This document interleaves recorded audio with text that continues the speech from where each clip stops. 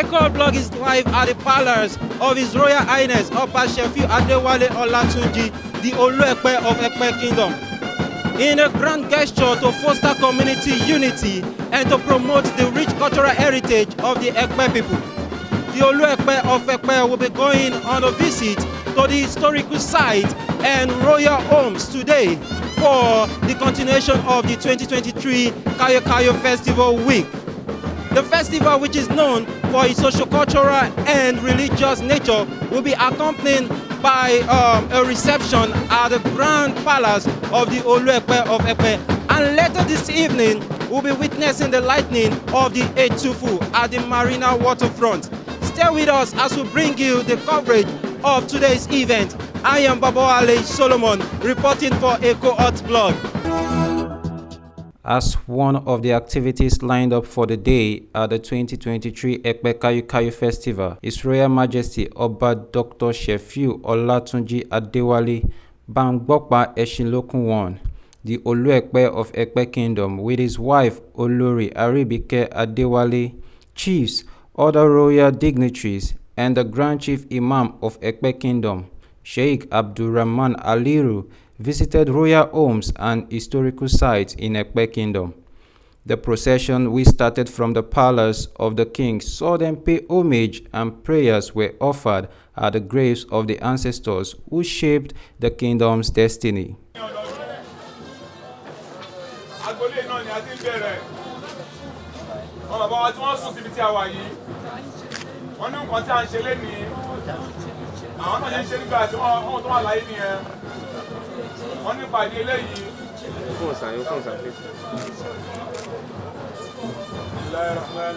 بسم الله الرحمن الرحيم اللهم اغفر لهم جميعا وارحمهم واجعل جنة مثواهم اللهم بارك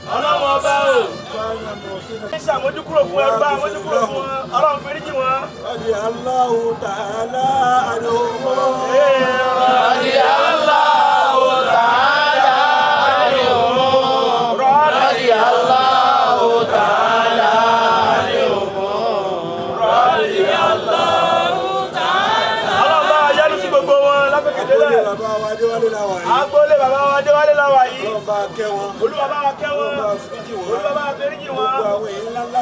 Gbogbo àwọn èèyàn ńláńlá tí wọ́n sùn láàyè yìí. Ló jásí pé kò sí ohun tí wọ́n ṣe tó ju ìsìlámù náà lọ. Ọlọ́run bá wa kẹ́ wọn. Bá wa fẹ́ríjì wọn. Tó wà nínú ilé yìí. Tí wọ́n sẹ̀mí ààyè. Lábẹ́rẹ́ bá kábíyèsí. Ọlọ́run jẹ́ ìsàsẹ́fẹ́. Ọlọ́láìlá ìlọ́lá. Pẹ̀lú àlàáfíà. Pẹ̀lú ìsọ̀kalẹ̀ dáadáa. Ọlọ́láìlá ìlọ́lá. Ọjọ́ kù síbí. Bismillahi kul huwallah. Lam yalid wa lam yulad.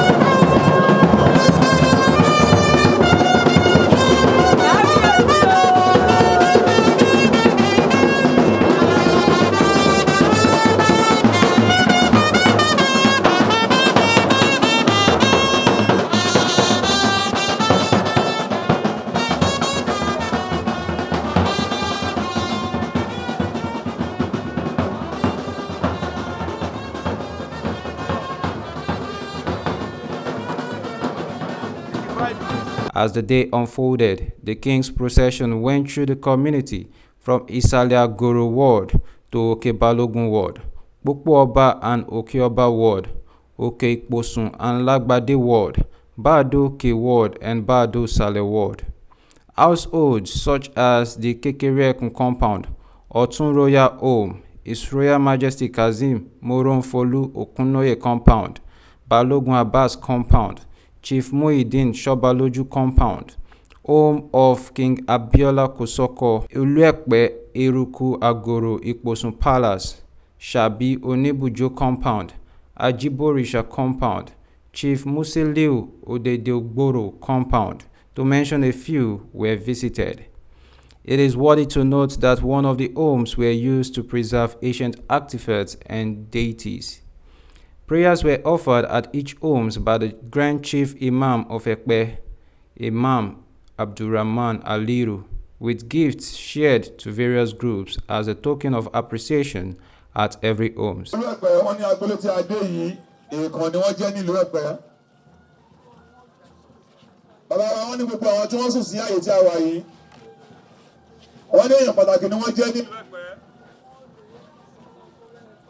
Àwọn rèé ìsàlágbòrò rèé ìrẹ̀pẹ̀ rèé wọ́n ní nígbà ayé wọn ọlọ́run bàbá àforíjì wọn.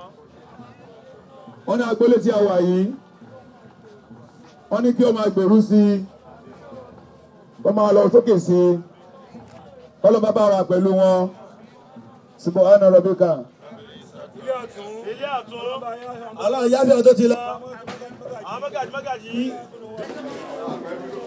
Àwọn kábíyèsí wọ́n ní ọdún tó kọjá àdébí báyìí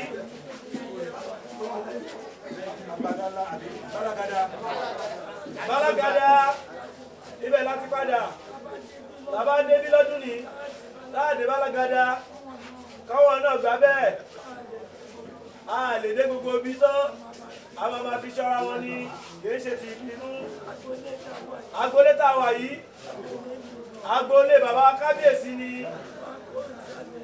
táwọn bá kó sálẹ̀ lọ́hùn ibi làwọn ń darí sí ọlọ́run wà pẹ̀lú gbogbo wa nulẹ̀ yìí àwọn tó kù nulẹ̀ ọlọ́run bá wa ṣọ́ wọn ọlọ́run wà pẹ̀lú wọn mọ́gàjì ẹkú ìdílé mú ọlọ́run bá yín múlẹ̀ dání. Subhana rabbika rabbil izzati amma yasifun wa salamun alal mursalin walhamdulillahi rabbil alamin. Wọ́n ní kí mọ́gàjí sọ̀rọ̀ méjì àbí mẹ́ta bóyá nú yín dùn láti rí wa.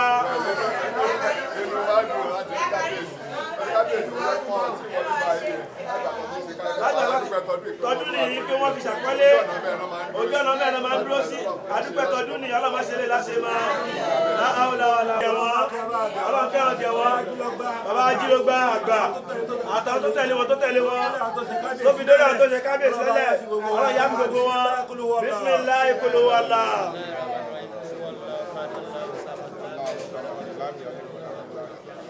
Àmín. Bàbá adúpẹ́ fọlọ́wọ́ a máa rí ipa o. Ẹ ṣeun, ẹ ṣe adúpẹ́ o. Ẹ ṣe o.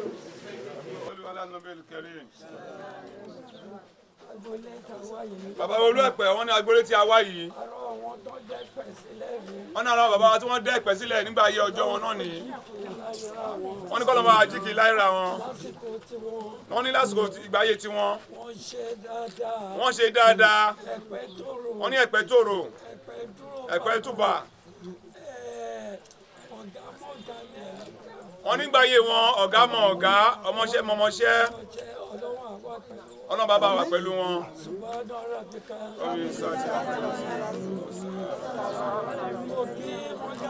Bàbá Olu-Epe wọ́n náà kí bàbá mọ́gàjì tèní. Wọ́n ní wọ́n wà pẹ̀lú wọn ní gbogbo ìgbà ni. Ọlọ́run bàbá bá mú ilé dúró. Bàbá tó sùn sáyé. Wọ́n ti ṣe Ẹ̀pẹ́ ní ìjọsí. Àwọn náà ni wọ́n sùn síbi tí a wà yìí. Bàbá Olu-Epe wọn náà dúpẹ́ fún Ọlọ́run. Wọ́n ní nígbà ayé wọn. Wọ́n ní wọ́n ṣe ìlú Ẹ̀pẹ́ dáadáa tí wọ́n ṣe sílẹ̀ náà làwọn náà bá òun náà ni wọ́n sì tẹ̀lé orí ẹsẹ̀ náà. Wọ́n ní bí àwọn ṣe gbẹ̀yìn wọn ní dáadáa yìí làwọn tó kù náà ni wọ́n gbẹ̀yìn wọn náà ní dáadáa. Ọlọ́run bá bá wa pẹ̀lú wọn. Wọ́n ní ọdún káyọ̀ tí a ń ṣe yìí wọ́n ní ọdún tí a mọ rírì ẹ̀ ní. Ọlọ́run bá bá wa pẹ̀lú wọn. Wọ́n ní nígbà ayé àsìkò yìí wọ́n ní oríṣiríṣi kan ni ó ń ṣẹlẹ̀ ní ti dáadáa. Bàbá Abbas. Bàbá wa Abbas. Ibi tá a wà yìí. Ibi tá a wà yìí. nípa káyọ́káyọ́ ìlú yìí. nípa káyọ́káyọ́ ìlú yìí. àwọn náà fi gbogbo ara ṣe ni. àwọn náà fi gbogbo ara ṣe ni. wọ́n dẹ̀ ń yà sọ́rọ̀ ìlú. wọ́n sì ń yà sọ́rọ̀ ìlú. àwọn náà gbìyànjú. wọ́n gbìyànjú. kó tó di pé àwọn náà farati. kó tó di pé wọ́n farati. irú àwọn èèyàn báyìí. irú àwọn èèyàn báyìí. ìtàn ò lè gbàgbé wọn. ìtàn ò lè gbàgbé wọn. ìlú Ẹ̀pẹ́ ò ní gbàgbé wọn. ìlú Ẹ̀pẹ́ lápapọ̀ ò lè gbàgbé wọn. Ọlọ́run bá pa pọ̀ kẹ́. Olúwa bá pa pọ̀ kẹ́. sínú kẹ́rẹ̀ Ọlọ́run. sínú ìkẹ́rẹ̀ Ọlọ́run. wọ́n ti ń retí pa ń bọ̀ wá. wọ́n ti ń retí pa ń bọ̀ wá. gẹ́gẹ́ bá ti ń ṣe lọ́dọọdún. gẹ́gẹ́ bá ti ń ṣe lọ́dọọdún. àdúrà tá ń ṣe fún ọ lọ́dọọdún. àdúrà tá ń ṣe lọ́dọọdún. táwọn náà sì ń ṣe sàárẹ̀. táwọn náà sì ń ṣe sàárà rẹ̀. wọ́n ti retí pé Abolú Ẹ̀pẹ́ ń bọ̀ wá. wọ́n ti retí pé Abolú Ẹ̀pẹ́ ń bọ̀. ọdún láti wá tọdún ní. Ọlọ́run jẹ́ tó pàdé lẹ́mí bẹ́ẹ̀. tẹ̀lé bàbá kábíyèsí wálé mi. tẹ̀lé bàbá kábíyèsí wálé mi. àtàwọn olóyè. bàbá mọ́gàjì tèní. bàbá mọ́gàjì tèní. nílé Abbas. Abbas. bàbá aṣọ pẹ̀lẹ́pẹ̀lẹ́. bàbá sàyìn náà pẹ̀lẹ́pẹ̀lẹ́. bàbá burú ṣe yín. bàbá burú ṣe yín. bàbá àgbákò ṣe yín. bàbá àgbákò ṣe yín. bàbá àdáwò kàn yín. bàbá àdáwò kàn yín. àwọn tó ń gbélé Abbas pátápátá. àti rí ọwọ́ tuntun ṣe ń bẹ̀rẹ̀. àti rí ọwọ́ tuntun ṣe ń bẹ̀rẹ̀. ọmọ àlùbáríkà bẹ́ẹ̀. ọmọ àlùbáríkà bẹ́ẹ̀. wọ́n yà sínú ilé yìí. ọlọ́mọ aṣọ dáadáa. la ilaha illallah. inna atayna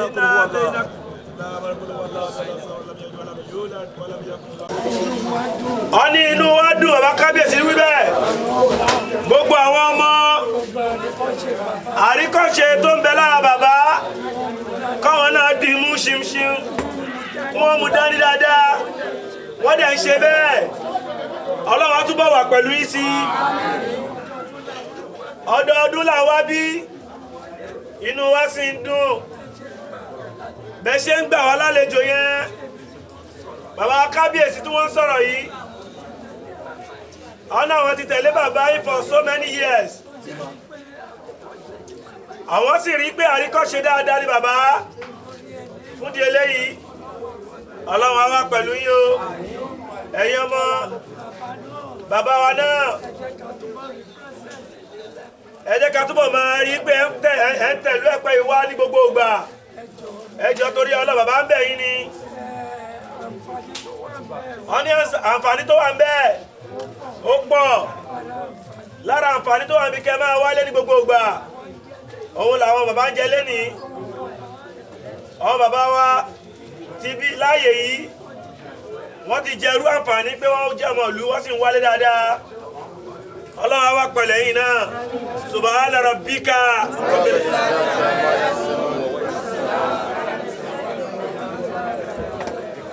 ẹ̀yà pé ṣe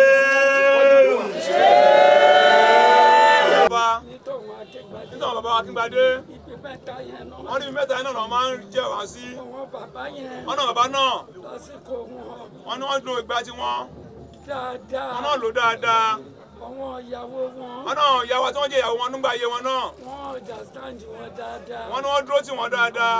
wọ́n rò pé bọ́n ṣe ń jáde. wọ́n ní wọ́n ro ìyànbá yẹn jáde pẹ̀lú ìfẹ́. àwọn èèyàn ló rò bẹ́ẹ̀. àwọn èèyàn ni wọ́n rò bẹ́ẹ̀. ẹ̀tọ́ wọn ìyàwó.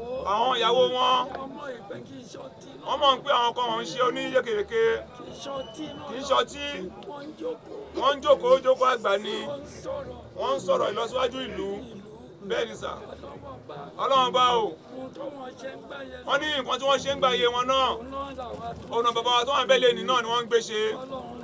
Ọlọ́run bàbá wa pẹ̀lú wọn. Ọlọ́run bá foríjì wọn bá tán ti lọ. Bismillah qul huwallah. Bismillah qul huwallah. You've heard it all from His Royal Majesty over Dr. Shefiu Adewale. Ibi tí wọ́n ti ń dàgbà ní pópó mi, pópó ọba tí wọ́n bá tí ì dé, àwọn kan máa wí, ṣùgbọ́n tí wọ́n ti dé sí pópó, nǹkan méjì bá ti jáde báyìí, nínú wọn, gbogbo agbára tí wọ́n tó ń lò tẹ́lẹ̀ olú ọ̀lẹ̀ náà nìyẹn. Wọ́n náà bàbá náà, wọ́n náà bá àforíjì wọn. Àwọn ọmọ tí wọ́n fi sílẹ̀ wọ́n mọ̀ pé Ẹ̀pẹ́ tí àwọn ẹni lé bàbá wọn gbọ́nù gbogbo náà ní agbájọ́ láti Èkó wọ́n ní Ẹ̀pẹ́ tí àwọn yìí níbí yìí ó lè fi wọn ka Èkó fún ju Ẹ̀pẹ́ tí àwọn yìí lọ àti wọ́n láti Èkó wá sí Ẹ̀pẹ́ ẹ wá sí Ẹ̀pẹ́ kẹ̀kọ́ àbẹ̀tún àdúgbò ṣe ẹ̀tún lè ṣe ọlọ́ọ̀bá fún yín ọdún wa sí tó lórí bàbá àti sọ pé àwọn ní dúró níbi tí a wà yìí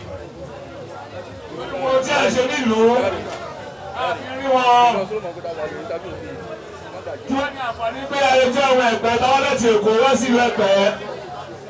Wọ́n ní nípa ìdílé yìí bàbá wọn tí wọ́n bẹ́lẹ̀ nìyẹn bá bá wọn sọ̀rọ̀ kí wọ́n padà wá sílé kí wọ́n tún lè ṣe olórí ọmọ ti Olu-Epe tèmi. Wọ́n ní ìkànnì wọn jẹ́ nínú ọmọ agbélé tí a wà yìí. Wọ́n ní àwọn náà sọ fún ọ kí wọ́n bá àwọn bàbá àti àwọn àbúrò wọn mọ́ sọ̀rọ̀. Wọ́n ní tí wàá sí yàtọ̀ tí wọ́n lọ́dún tó ń bọ̀ àwọn onídé bí ọlọ́ba wà pẹ̀lú yín o. Subhana rabbika Yusuf.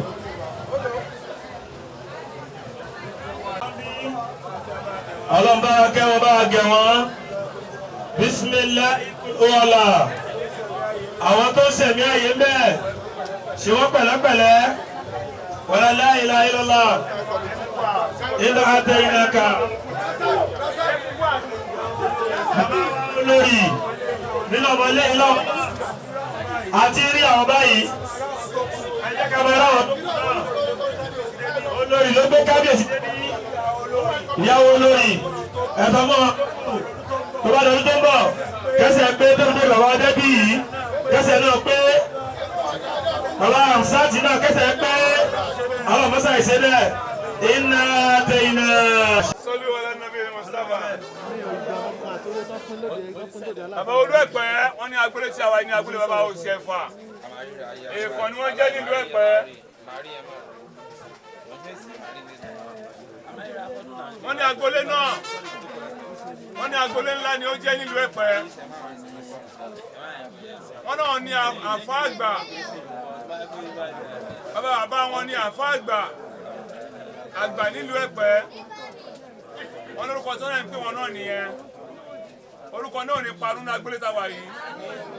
Subhana rabbika rabbil izzati amma yasifun wa salamun alal mursalin.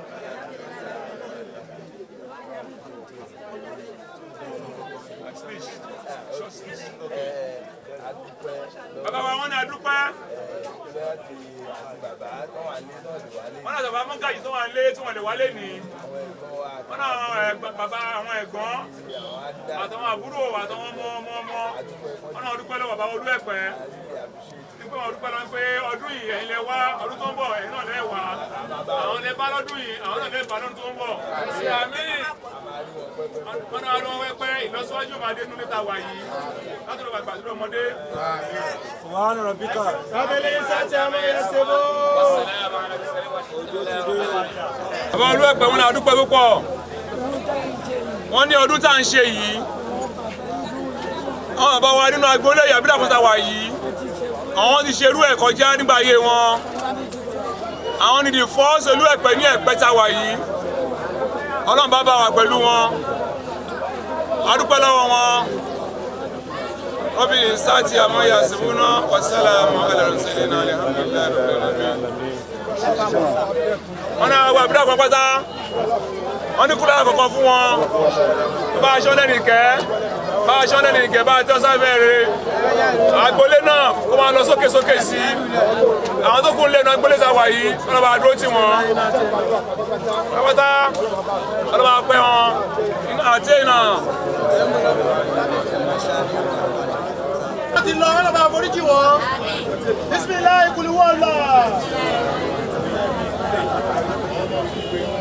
Gbogbo àwọn ọmọ tí wọ́n fi lẹ́nu lẹ́mọ́dọ̀tí náà Ọlọ́run bá wà pẹ̀lú wọn o. Ọlọ́run jẹ́ kó máa lọ sókè sí ilé náà. Òun náà ti ṣe túnṣe lọ yìí. Ọlọ́run tó bá bẹ̀rẹ̀ kó bá parí ẹ̀. Tó bá máa dìwọ́ yá àwọn tọ́mọ́ tó máa dé bíbá yìí. Ká sì bá nínú kété. Ọlọ́run kó ṣe bẹ́ẹ̀ fún wa. Ọlọ́run kó ràn wá lọ́wọ́. Ọlọ́run ilé Ọlọ́run kó báyà kó. Àwọn táwọn lọ́dún yìí. Àwọn ọ̀rẹ́ kan tó wọ́n tó lọ́gbọ́n lọ́gbọ́n kábíyèsí. Àwọn ọ̀rẹ́ kan lé sí i. Ká má jí o. Bismillah ìlàbí. Wọ́n wáyé tó. Àwọn ọ̀rẹ́ kan bẹ̀rẹ̀. Lẹ́bi tó dé. Ọlọ́ba ṣe bẹ́ẹ̀. Ọlọ́ba àbámọ́dá tí. Ìfọ́tà àbámọ́dá ni àdúrà àti sàárà.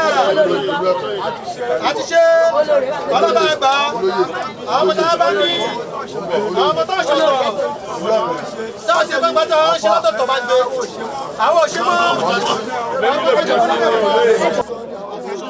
Bàbá Olu-Epe wọ́n ní agbélé sí àwa ilé agbélé bàbá ògùn sọ. Àkí wọn bẹ̀. Wọ́n ní àkí wọn. Ilé wọn kú ọdún. Wọ́n kú yèdùn. Wọ́n ní ọlọ́run tó bóyá ọ̀la bá ọdún náà àti bíọ́dún náà àwọn ilé làlá bá. Àbá ń sọ́wọ́, àbá ń sọ́mọ, àbá ń síyì, àbá ń sálàfíà ara.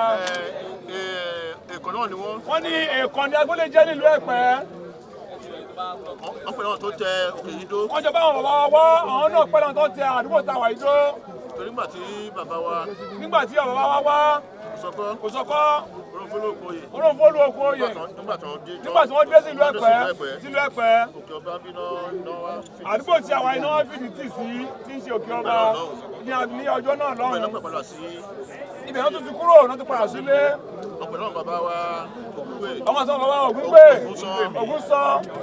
Wọ́n ti lọ gbà nígbà ayé wọn náà nìyẹn. Ládùúgbò táwa yìí nìyẹn. Wọ́n lọ máa foríjì wọn.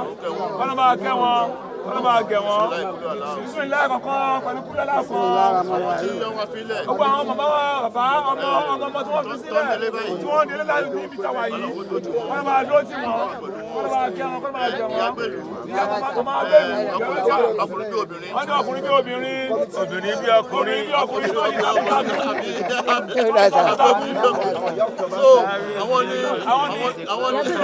àwọn mọ́gàjí àbí àwọn ọmọlé náà dúró náà dúró sílé náà. Wọ́n náà ọdún náà nìyá máa ń gbà lálejò.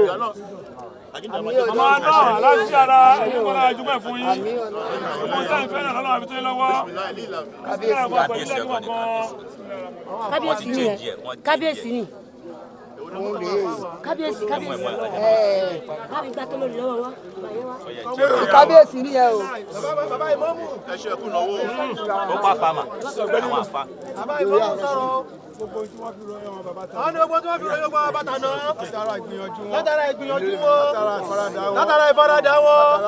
Látara sùúrù wọn. Ọlọ́ba àṣekẹ́ fún wọn.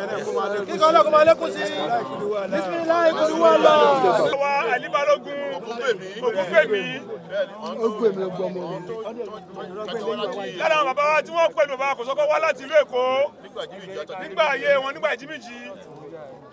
Tó jẹ́ jagunjagun lẹ́yìn bàbá. Wọ́n sì jẹ́ jagunjagun èèkàn ní agbóhùn náà jẹ́ nílùú Ẹ̀pẹ́ tí a wà yìí. Ọlọ́ba tẹ́ wọn sáfẹ́ rere.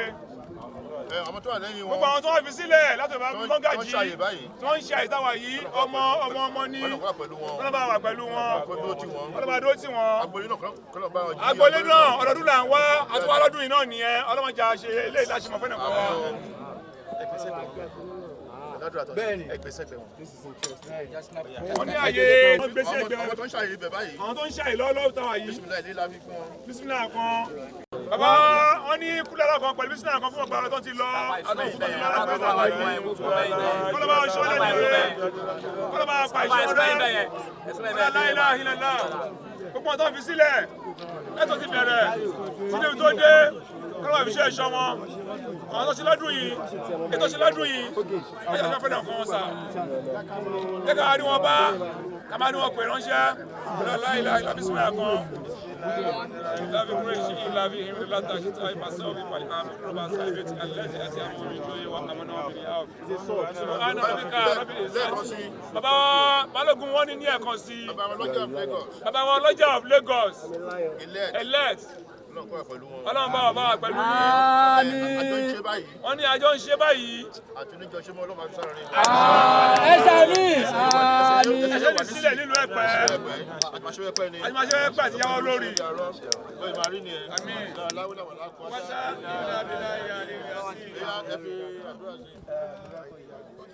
Bàbá wa wọ́n ní bí wọ́n ṣe tó. Ọlọ́mọṣàbà jẹ́ kó rí bẹ́ẹ̀. Máa ṣe láti pinnu fún bàbá wa. Ṣé kàn ṣe àṣẹ pẹ́pẹ́pẹ́ gbogbo nǹkan tó náà kó fún wọn tí wọ́n dùn sí ọ̀nà ẹlẹ́rìn Bismillahirrahmanirrahim.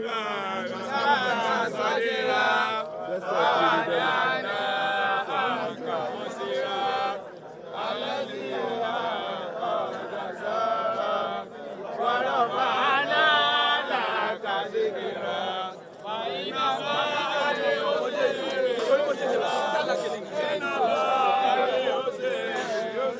bírí bá ṣe owó epo á jí.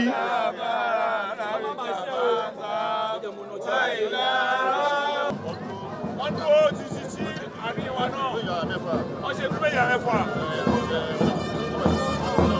ọlọ́ba ọba tẹ́wọ̀n sáfẹ́ rere agbẹ́ta iná ọmọ dàrú máa lọ òkè sí ó máa gbòmí sí bàbá mọ́kànlá wọn abẹ́lé ní ọlọ́ba ọba kẹwọn bá fún ọdún kan àtàgbára bàbá olóyè tó wà ládùúgbò tàwa yìí náà ọmọdún agbèrè tàwa yìí náà ni wọ́n bàbá olóyè ṣọwá lójú ọmọlẹ́bí náà ni wọ́n jẹ́ ọlọ́ba ọba fún ọ̀tàlá fi ara ọgbọ́n àṣetẹ́bí darí náà bá ṣípẹ́ fún yìí gbogbo wọn tó wá kú lẹ́yìn náà látòrí ọmọ ọlọ́ba pẹ̀lú ẹnìkan kan wọn ọlọ́bí dájọ́ kan ìṣẹ́ ọ̀tọ̀ gbàgbà ṣe fún wọn nínú ẹ̀rọ amọ́nira yìí.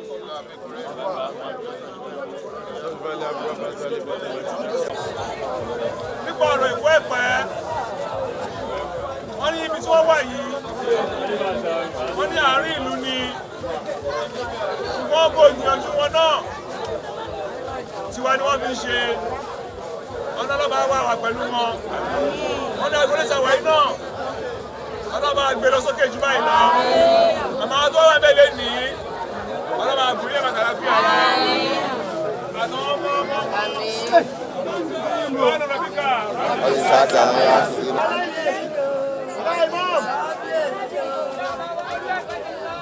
bàbá wọn Olu-Epe wọn ní agbolé tí a wà yìí wọ́n ní bàbá wọn ní second house ilé kejì àwọn níbi tí a wà yìí wọ́n ní nípa ìdí eléyìí wọ́n ní ìgbà tó wà ní secondary school tó bá fẹ́ wálé tó bá ti wá sílé tó bá ti bá dádùn wọn nílé wọ́n ní ọ̀dọ̀ bàbá wa tó wà ń bì ní ọmọ wa wọ́n ní ó túmọ̀ sí pé ilé kejì àwọn ní agbolé tí a wà yìí gbogbo wọn bàbá àwọn ìyá wa ọmọ tó wà ní agbolé yìí Ọlọ́run bá wà pẹ̀lú wọn kí Ọlọ́run bá láàánú jùlọ báwọn bàbá wa tó wà ní orí ìdùbúlẹ̀ yìí tí wọ́n lò gbà kí wọ́n náà lò gbà ní dáadáa kó sì mọ̀ wọ́n sí dáadáa Ọlọ́run bá wà pẹ̀lú wọn Subhana rabbika rabbil izzati amma yasifun. Bàbá wọn ní ọ̀bá tó sùn bí sáwà yìí. Ọlọ́ba wọn lékún kẹ wọn. Bá gbogbo ìṣẹ́jú, gbogbo àsìkò, gbogbo ọgbà, gbogbo ọjọ́, gbogbo ọ̀sẹ̀, gbogbo oṣù, gbogbo ọdún. Bísímílláhì kankan pẹ̀lú kúrẹ́rà kankan kọ́ máa foríjì wọn lùsàrè.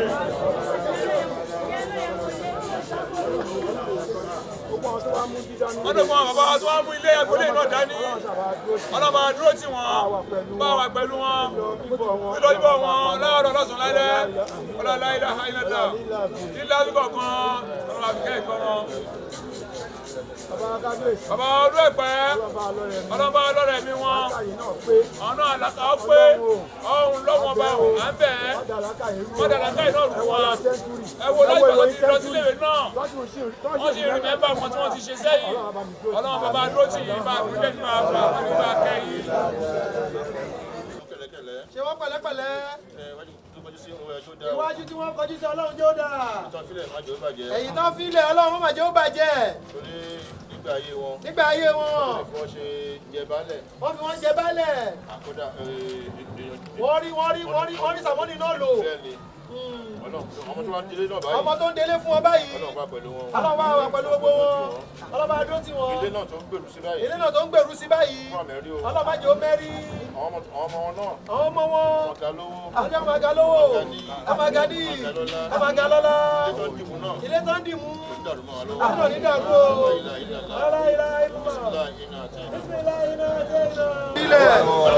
Ọlọ́run má jẹ́ ó dàrú. Bismillah kul wallah.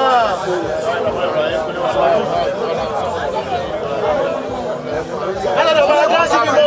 Ba ga file bismillah ina te na. O ṣàdúrà lọ́wọ́. Bismillah ina te na. Ṣàdúrà lọ́wọ́. àwọn táwọn lọ́dún ìwọ́n lọ́jà kápadà wọn lọ́dún tó ń bọ̀. bàbá wa ṣe bímọ. bísímìlá iná àti iná. tó bá tó ti lọ láàyè yìí. ọlọ́ba akẹ́ wọn bá gẹ̀ wọ́n o. ọba tó ti lọ láàyè yìí. ọmọ ilé ìjọ ti lọ láàyè yìí. ọmọ ọbalẹ̀. ọmọ mọ́gàjì. ọlọ́ba akẹ́ bá gẹ̀ wọ́n. bísímìlá ìkúlúwalẹ̀.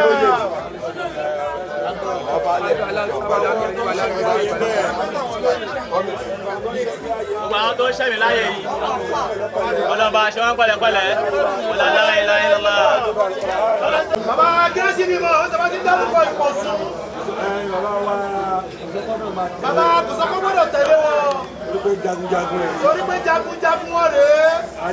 Olórí ogun rèé. Olórí ogun rèé. Àti bàbá Kòsọ́kọ́ dẹ̀ ń lọ. Nígbà tí bàbá Kòsọ́kọ́ ń padà sékòó. Nígbà àwọn tó fẹ́ yín lẹ́fà àkọ́kọ́ lóde. Nígbà àwọn tí wọ́n fẹ́ yín lẹ̀ fún ẹni àkọ́kọ́ rèé. Ó tún máa ń dúpẹ́ pé ẹ tún débí báyìí. Àtúbà yín dúpẹ́ pé ẹ tún débí ilé nìí. Ẹ tí bá jáde káyé báyìí rí. Ẹ tí bá rìn káyé báyìí rí. Gbogbo agbolé tá ń wọ̀ yìí. Kò ṣe pé a fi ọpọlọ rò ó. Kò ṣe pé a fọpọlọ rò ó. Ó ṣe tẹ̀lé wọn látẹ̀kọ́ náà. Lẹ́yìn tẹ̀lé wọn látẹ̀kọ́ lórí yẹn o. Ìwà tẹ wá bí lọ́dún yìí. Ìwà tẹ wá bí lọ́dún yìí. Ó jẹ́ kínú mi dùn. Ó jẹ́ kínú àwọn dùn. Bá délé. Ẹ bá délé. Ẹ tún múrò ayọ̀ délé. Ẹ tún múrò ìdélé. Kò ṣe pé à ń fẹnu ṣe. Kò ṣe pé à ń fẹnu ṣe lẹ́pẹ́ o. Alágbára tó tẹ̀lé kò sọ́kọ́ wá. Gbogbo àwọn alágbára tó tẹ̀lé kò sọ́kọ́. Bẹ́ẹ̀ náà ni bàbá Jẹ́níyà. Bẹ́ẹ̀ ni bàbá Jẹ́níyà bẹ́ẹ̀. Bẹ́ẹ̀ ni Ìyàndá. Ìyàndá bẹ́ẹ̀. Àwọn mí bẹ́ẹ̀ bẹ́ẹ̀ Àwọn mí bẹ́ẹ̀ bẹ́ẹ̀ bẹ́ẹ̀. Àwọn Ṣòdì. Àwọn Ṣòdì. Gbogbo náà lè fojú rí. Wọ́n lè ti fojú rí. Ọlọ́ba kẹ́ wọn. Ọlọ́ba kẹ́ wọn. Wọ́n fi agbára wọn. Wọ́n fi tẹ̀lú ijó. Wọ́n fi agbára wọn. Wọ́n fi làlẹ́ ìlú lójú. Ọlọ́run ní jó bàjẹ́ láìláìláìláìláì. Ilé ẹ̀kọ́ sí òní da oró. Ilé ẹ̀kọ́ sí òní da oró. Lọ́wọ́ bí. Wàá rí pé wọ́n ti rí owó. Wàá rí pé owó ti sọnù síbí gan. Wọ́n rí owó mọ́lẹ̀ síbí báyìí gan. Ẹni tí ó bá mọ tí lè wí lọ́wọ́ yìí ló máa ní owó ló ń tanná yìí. Tuntun nìyẹn o. Gbogbo ẹ̀ kọ́mpìtì ni. Yóò tún máa lòkè bẹ́ẹ̀ Yóò máa lòkè bẹ́ẹ̀. Ilé ẹ̀kọ́ sí òní da oró. Oníṣubú. Onílọ́lẹ̀. Oníbẹ̀rẹ̀. Àwọn jẹ́ èèyàn bẹ́ẹ̀. Lọ́jẹ́ kí lè máa mí. Wọ́n ní bàbá wa olóyè. Lọ́gbẹ̀tì tó pọ̀ yìí. Ọlọ́mọsà yóò fẹ́ fún wa. Ọlọ́jà dúdú wálé.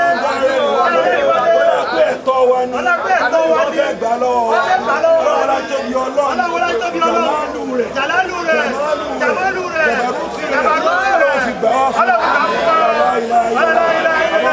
Bàbá olóyè, àníwáyìtì, àti ọ̀làjú, àti ọwọ́ owó yìí, ẹbí jì ìlú, ẹni gbé lẹ́rùgẹ́, àníwáyìtì, àgbà olóyè àgbọ̀,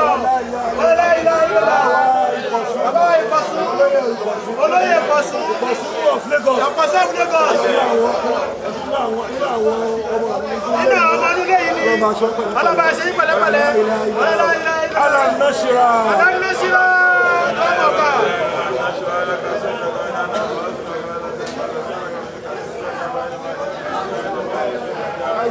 Wàhálà òbíkà bàríkà. Wàhálà kúwàtà ilẹ̀. Wọ́n ní pé Ọlọ́run bá ó ṣọ́ Adébí ní ọdún yìí. Wọ́n ní níwọ̀n ọdún tó kọjá. Gbogbo náà ni ojú pé lẹ́sẹ̀ pé àtúwásíbí ní ọdún yìí náà ọpẹ́ ni fún Ọlọ́run ọba. Àwọn bàbá bá níbi lè ṣí àtúwábá wá bí lọ́dún yìí náà ọpẹ́ ni fún Ọlọ́run ọba náà. Àwọn tó ń ṣe ilé yìí. Àwọn bàbá tí wọ́n ń ṣe ilé lọ́wọ́lọ́wọ́ báyìí. Àwọn tó ti lọ ń bẹ̀. Àwọn bàbá tí wọ́n ti lọ tí wọ́n tẹ̀ bí ìtàwà yìí tó. Wọ́n ti gúrúmẹ̀ yàrá mẹ́fà. Wọ́n ti ṣe gúrúmẹ̀ nígbà ayé wọn, wọ́n gbìyànjú sí ìlú Ẹ̀pẹ́, akọ ni wọ́n. Pàápàá bàbá wa SAG. Wọ́n ní bàbá wa tí wọ́n wà bẹ́ẹ̀ lẹ́nìí, bàbá wa SAG. Gbogbo ètò tá ń ṣe lénìí. Gbogbo ètò tí ó jẹ́ kákáó tá à ń wò tá à ń ṣe yìí. Tó fi ń dùn tó ń dán tó ń yí bóyá ní báyìí. Wọ́n pẹ̀lú àwọn tí wọ́n mú nílẹ̀ nígbà náà nígbà tó wọ́n ṣì wà ní èwe. Ọlọ́run bá bàbá àgùn ilé mi sá. Bá a ṣe pẹ̀lẹ́ bá a fi ṣọṣẹ́ bá a dáàbòbò yìí. Agbolé ṣe á dìmú yìí. Agbolé ò ní dàrú nígbà tí Ọlọ́run ní bàjẹ́. Bàbá wa olóyè àdúgbò ṣá wà yìí. Bàbá olóyè ṣùgbọ́n lójú. Ọlọ́run bá ọ̀ bàbá àfi ṣe máa ṣọ yín o. Ẹ̀yẹ́ ní láàárọ̀ wọ́n ń ṣe ó dùn. Ó ń lárinrin nílùú. Àìdúpàá mọ́ ṣe báwo jẹ́ sí bàbá.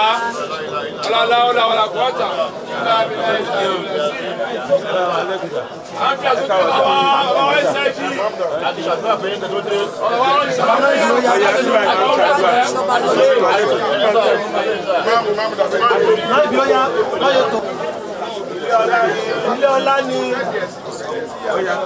ilé tí a gbọ́dọ̀ má dé ni a gbọ́dọ̀ má dúpẹ́ ọlọ́run àwọn ilé ìṣí ọ̀nà tábí lọ́dún yìí ọ̀nà tí bẹ́ẹ̀ kọ́kọ́ parọ́ wá látọ̀dún tó wà náà ọlọ́run láṣetọ́ lọ́hùn àwọn alẹ́kùn sí ni a ní dínkù bàbá wa ẹsẹ̀ jì tó jẹ́ mọ́gàjì nílé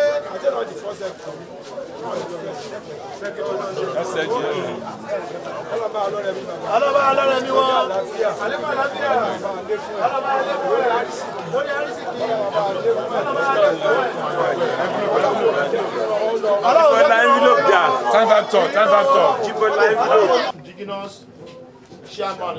bàbá wa iná ni chairman aláwọ̀kọ́ nípínlẹ̀ Ẹ̀pẹ́. nígbà táwọn òyìnbó gbélẹ̀. tó ń padà sílùú wọn. tó ń jẹ chairman lẹ́pẹ́. pé wọ́n jẹ alága ìpínlẹ̀ Ẹ̀pẹ́. bàbá wa iná ni wọ́n jẹ ní àkọ́kọ́ tó kọ́kọ́ jẹ alága ní ìpínlẹ̀ Ẹ̀pẹ́. ó da ẹ̀sán tí olùkọ́ bẹ̀rẹ̀ náà jẹ fún ọmọ ìpínlẹ̀ ọmọ ìmọ̀ àti òye ìpínlẹ̀ pẹ̀lú ní àtẹ́lẹ́wọ̀n kan. bàbá ilé ìwà pẹ́ ẹ̀mí àgùn níwò yí ẹni tẹ máa bá bì ó máa di pẹ̀tẹ́ ní tuntun àbákà lánàá mọ àbákà gba máàlì ojú òní tiẹ̀ àbùkù òní kàn ẹ̀ ọrùn òní wọ̀ ẹ̀ ayé òní mú yín àkóbá àdábà ń jẹ́ ti yín gbọ́ ní mo ti já la. agbèrè bàbá káká àwọn gbajúmọ̀ nígbà ayé wọn náà ni àwọn tó ń ṣe ìlú gbà náà nígbà ayé wọn ọlọ́run bàbá àforíjì wọn bá a kẹ́ wọn bá a gẹ̀ wọn nígbà kan pẹ̀lú kúrẹ́ alákọ̀ọ́kan àwọn bàbá tó ń filẹ̀ tó ń ṣe àìsàn ìbílẹ̀ mi bàbá wa dáná pátá ẹjọ́ á sì ti lẹ́yìn o ọlọ́run bá wa pẹ̀lú wọn gbogbo tó ń ṣe àìsàn ìbílẹ̀ mi yìí ọlọ́run bá dúró sí yìí láti bá mọ́gàjì àwọn ìyá wa bàbá wa ọmọ tó wà ní lókèrè ọlọ́ba àdúró pẹ̀lú ẹ̀mí pọ̀npọ̀n yìí bàbá ẹ̀ máa ń wọ́n ní àwọn tó ń ṣe àdó lọ́wọ́ yìí bàbá wa káká gbajúmọ̀ náà jẹ́ ìlú Ẹ̀pẹ́ ẹni gidi wọn bá àforíjì wọn èèyàn yìí ni wọ́n bá kẹ́ wọn bísílẹ̀ kan pẹ̀lú kúlẹ̀ àkọ́kọ́ ọkọ̀ tó fi lẹ̀ ọlọ́ba àforíjì wọn ilé àdúgbò fún ọ náà.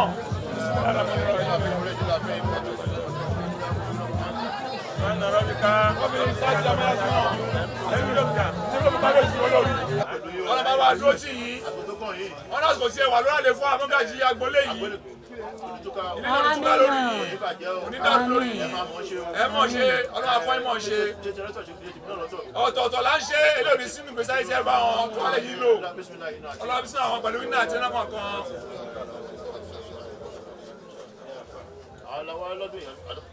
bàbá wa Balógun wọ́n ní àwa ìlú látọ̀dọ̀ bàbá Olu-Epe làwọn lọ́dún yìí ọdún tó ń bọ̀ náà àánú láti wá ẹnu ìyá ọba.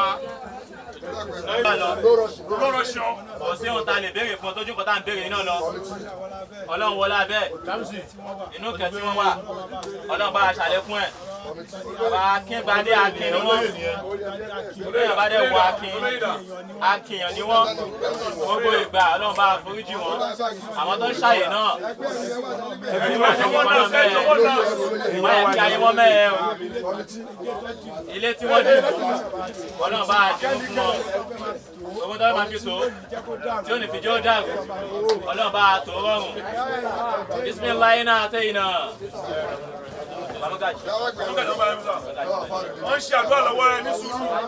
àbámọ́gàjì tèmi táwa bá ń lé láṣẹ ọlọ́run ọdún tó tún bọ̀ àwa ẹ̀yin náà tún ni a máa bá yín láyọ̀ pẹ̀lú ìdùnnú pẹ̀lú ohun tẹ́ fi ń ṣe yóò máa lékún kò ní dínkù láéláé ọ̀la láéláélálá lábẹ́ bẹ́ẹ̀ akéwà àwọn àbọ̀ olóyè kò ní rẹ̀yìn kò ní sún yín wala quwwata illa Òsátà mọ̀rẹ́ òun fọ́lú ẹ̀kún òye ajíǹbí ọ̀gá ogun ó dúró níta àpá alẹ́ ò gbọ́dọ̀ rókó ó dúró níta lásán èrò lásán ò gbọ́dọ̀ ròdò èkó olè ò gbọ́dọ̀ ta fírífírí lójú omi pamúpamù jìgìjìgì ọmọ lọ́nà kúkúrú lóde eré kó ọmọ sì jagun bí ẹrú má jagun bẹ́ẹ̀ mọ́ ògbórí olórí kalẹ̀ lásán gangan ẹ̀dì ẹlẹ́yin ogún ó pogún ẹ̀dì ẹlẹ́yin ọgbọ̀n ó pọgbọ̀n ọwọ́ lẹ́ni yóò pọmọ rẹ ó pẹ́ ní ẹ̀ta ó kówé aró àwọn ọlẹ́yin méjì ó pàkan ṣoṣo ọ̀kan ṣoṣo tí mi gbó ọ̀kan ṣoṣo tí ń bàjẹ́ ọ̀kan ṣoṣo àdàlẹ́kùn tí mi ní ogbó kìdíkìdí má jagun bẹ́ẹ̀ mọ́ ọba kì í jagun bí ẹrú mòró fọ́lú má jagun bẹ́ẹ̀ mọ́ ọmọ ọba kì í jagun sọ́kọ́ ọba ọ̀pọ̀ ọmọ lóore iṣẹ́ àṣẹ ní tiẹ̀ Èdùmàrè kábíyèsí o. ó ní àwọn ọmọ kí wọn fi ṣẹ́jẹ́ kí wọn ó sọ ìgbẹ́ Ìjẹ̀bú dìgboro ó wá padà èbúté pé àṣẹ nù. apá àdégún tó ń tẹ̀gbẹ̀ apá àdégún tó ń tẹ̀gbẹ̀. ó sọ ìgbó Ìjẹ̀bú ilé ó sọ ìgbẹ́ Ìjẹ̀bú dìgboro. mo mọ̀ pé ó ti yá òyìn àgbàlagbà. Sọ́lú alánàmí Mustapha. Bàbá Balógun wọ́n ní àdúgbò lọ́dọ̀ Ọlọ́run ọba. Wọ́n ní agbolé tí a wà yìí. Agbolé bàbá agbẹ́dá ńlá. Wọ́n ní tí a ti dé agbolé yìí olú tó yọ̀tà sẹ́yìn tàbí ṣe ọdún. Wọ́n ní ọdún 203 táwa yìí. 203 táwa yìí. Àwọn àwọn sínú agbolé yìí. Agbolé náà abá ní ọ̀tún oyè oyè. Wọ́n ṣe kúrú méjì sínú agbolé náà ẹ̀yà mẹ́fà. Bàbá agbada náà tí wọ́n ti lọ. Ọlọ́mọ àwọn olùdí wọn. Ọmọ ìyàwó ní wọ́n ti lọ nínú ẹgbẹ́ ìtawà yìí. Ọlọ́mọ àgbà kẹ́wọ́n bá gẹ̀ wọ́n. Bísí àwọn pẹ̀lú kúlọ̀ aláàkọ́kọ́. Àwọn tí wọ́n ṣàyè bẹ̀rẹ̀ ní. Bàbá Balógun wọn náà tí wọ́n ń ṣàyè lọ́wọ́ báyìí. Àti bàbá mọ́gàjì wọn. Àti bàbá mọ́gàjì. Ọlọ́mọ àwà pẹ̀lú wọn. Wọ́n fi kárí àwọn àgbààgbà nílé náà. Tóbi lórí fún wa fáìsì ṣàmà ìpẹ́lúkà gọ́ọ̀mẹ̀ntì. Àtọ́gbọ́n tó wà lẹ́yìn ẹ̀. Àtọ́gbọ́n tó wà lẹ́yìn ẹ̀ náà. Àwọn àájú ẹ̀ náà fọ́nà wà pẹ̀lú wọn. Ọlọ́mọ àdúró tì wọ́n. Bọ́n yẹn ṣe náà tó dùn báyìí. Wọ́n ní wọ́n ṣe tó dùn táàrin yìí. Àìnímọ̀ ṣe náà kò ní jẹ́ tẹ̀lé kọ́kọ́ yìí. Ọlọ́run ọwọ́ ọmọlé, àgbálé, obìnrin lé ọkùnrin fún àwọn sókè sí. Wọ́n bá ná wọ́n bá ná wà ilé yà. Ibi tí wọ́n pẹ̀lú ní àti ẹlẹ́mọ̀ kan.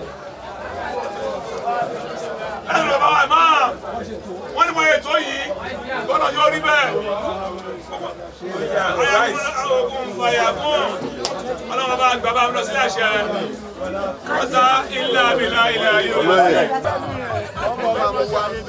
Wọ́n náà bàbá wa tó wọ́n láì sáwà mílẹ̀ ní. Wọ́n yẹ bàbá mọ́ká ṣe agbẹ́ta wà yìí. Olu-Epe Sèkó tẹ̀gbẹ́ náà ọlọ́mọ àdúró sí yìí o. Ẹbí ta iná àgbélé náà ní dàrú. Àwọn ọmọ ṣe àwọn àgbèjú ẹ̀ lọ. Àmín. Sílẹ̀ kan iná àti ẹ̀rọ kọ̀ọ̀kan. Ní àṣẹ bàbá kò pé sọ nígbà kò sọ́kọ́. Tẹ́lẹ̀ dáre kò ṣòdì sápà. Ọlọ́ba ọ̀nà àwọn ọ̀bùrà wọ́n láwọn tó pèsè gbà yé wọn. Báwo wọ́n lára tí wọ́n dáńgbà yé wọn tí ó kú bẹ̀dẹ̀ níyì Ọlọ́run bá fi sán ẹ̀sán bá dúró tí wọ́n Ọlọ́run la ilaha illallah bá mọ́gájì ṣe ní Ọlọ́run bá dúró sí yìí o ẹrù tẹrù náà ọba ti bẹ́ ní gbẹ́rù tí wọ́n ní gbé Ọlọ́run bá ń gbé ọ̀ràn onídàrú jẹta onídàrú lẹ́nu náà aláìbí gígùn aláfíà ara òye ọgbọ́n ìmọ̀ ọgbọ́n àti òye ẹ máa tó agbolé yìí fi tó ìpàdùkọ ayé wọn náà tó fi kú láàyò ọlọ́mọ àkókò yìí. Èèyàn mélòó ni kú?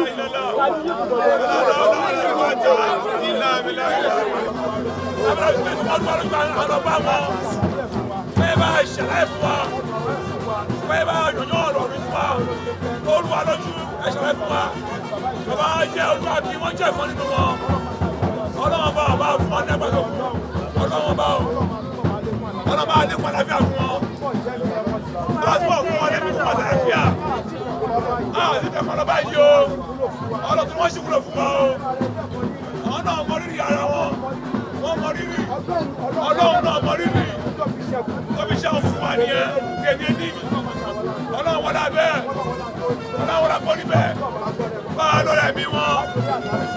àlàáfíà lórí làákàyè lórí ríran ẹ̀mí gígùn lórí ìgbọràn lórí ẹsẹ̀ lórí àwọn lórí ara máa yọ fún ọlọ́run ọlọ́lá ìlà ìlẹ́ta bàbá wa náà alágbàlá jẹ fún wọn ọlọ́mọ àdúgbò fún wọn gbogbo ọgbà gbogbo àsìkò gbogbo ọjọ́ gbogbo ọ̀sẹ̀ gbogbo oṣù gbogbo ọdún ọlọ́run tó wà lẹ́wọ̀n náà ọlọ́run pátá ilá abilá ilá ìrẹsọ̀ ọmọlùpọ̀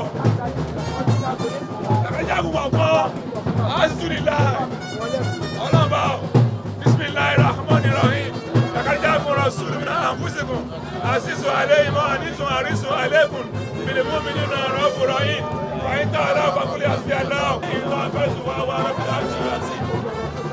Gbogbo ọmọ tí wọ́n ti àbúwá jáde tí wọ́n wà pẹ̀lú ọ̀bọ̀bá ọlọ́ba àbúrò ẹ̀ṣọ́ yìí ọmọ tí wọ́n ṣe fún ẹ̀yìn náà jẹ́ ọlọ́ba àdúgbò ẹ̀fọ́ ní kọ̀ọ̀kan yìí ọlọ́ba àpẹta gbogbo tí ẹ̀ka wọn wà ní ẹ̀pẹ́ ìlú ọba ní lókèrè ní bá a fi ṣe ẹ̀ṣọ́ yìí bá a fi ẹ̀ṣọ́ wọn lọ ọlọ́run bá a pamọ́ ọlọ́láwọ́lá ọlọ́pàá ilẹ̀ àbílá ilẹ̀ àbíọ́dá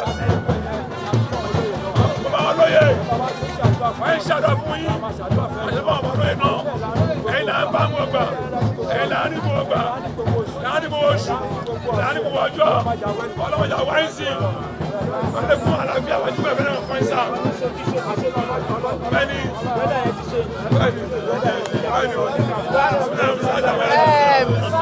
ọlọ́run kàrí wọ́n náà ìyàwó àdúgbà yọjú sí wa bàbá ó ti di ti ara àgbà wọ́n náà ti di ara àgbà báyìí so ọmọ wọn kan ti gbé wọn lọ sí Èkó so adúpẹ́ pé yọjú sí wa bàbá ìyá ọ̀nà adúpẹ́ pé ìlú yọjú sáwọn ọmọ tó wọ́n dùn tó kọjá tó dàbẹ́ pé gbogbo ẹ̀ lọ́tọ́ náà níyọjú sí bí balógun ọjà insist pé kán débi so adẹ̀dúpẹ́ náà a tún máa rí yín bá ọlọ́run ní ṣe eléyìí láṣẹ mọ́ lọ́la láúlá.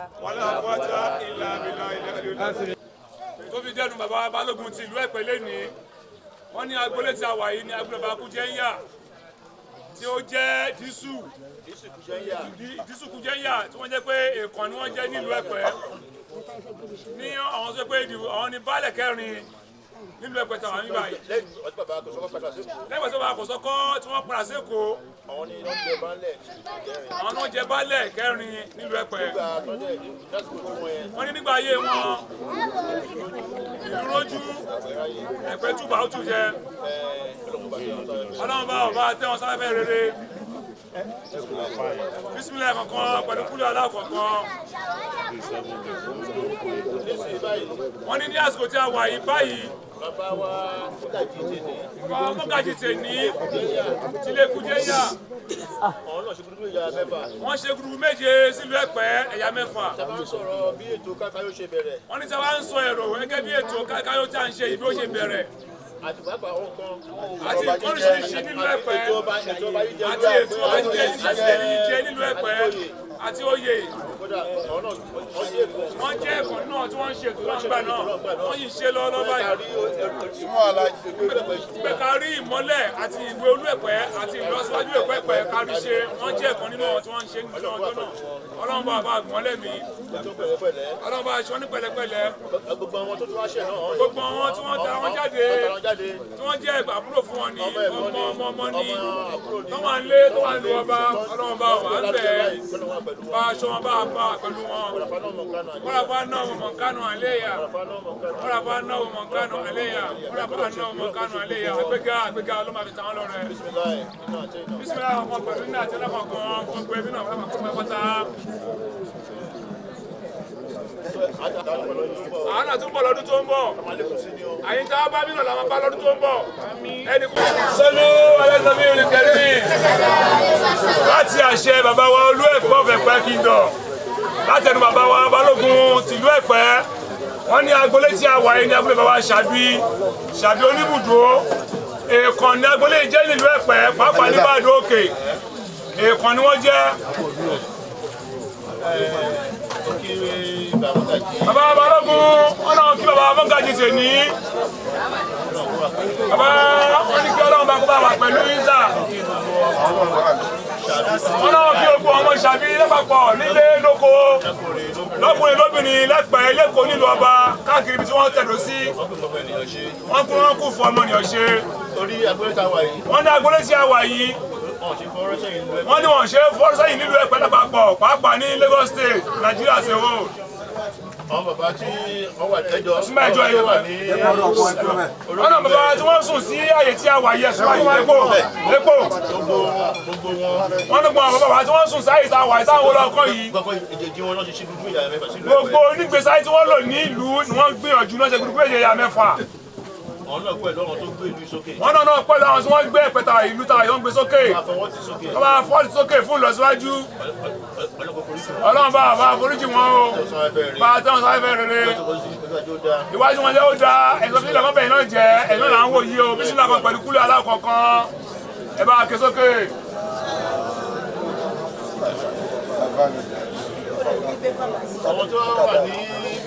Bàbá Balógun wọn náà tí wọ́n kù lẹ́yìn báyìí sọ bàbá Mọ́gàjì tó fi kárí wọn bàbá àwọn tó wà láyé tá a wà yín sí lọ́kùnrin lóbìnrin lọ́mọdé lágbà Ọlọ́run bàbá dúró ti ẹnìkan kan yín agbélẹ̀tà yín náà agbélẹ̀ náà ní dàrú ọmọdé náà wọ́n máa lọ sókè sí sówó sẹ́mi sálàáfíà bẹ́ẹ̀ ni kọ́lá ń ṣe ọ̀dà agbélẹ̀tà wà yìí bísílẹ̀ kankan pẹ̀lú láìpẹ́ kankan ẹ bá kẹsókè fún orí rẹ̀.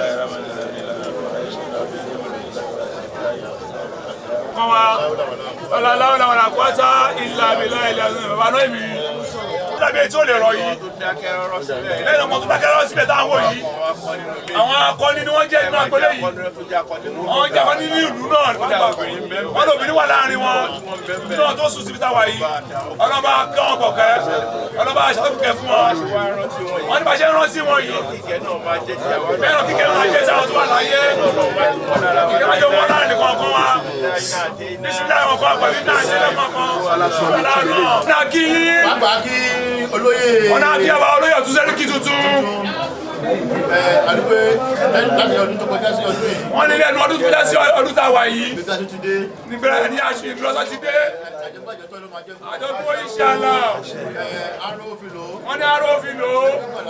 Ẹ̀mí gígùn àti àlàáfíà ara á pẹ̀lú ẹ̀. Bẹ́ẹ̀ bá kí olójú àfáà.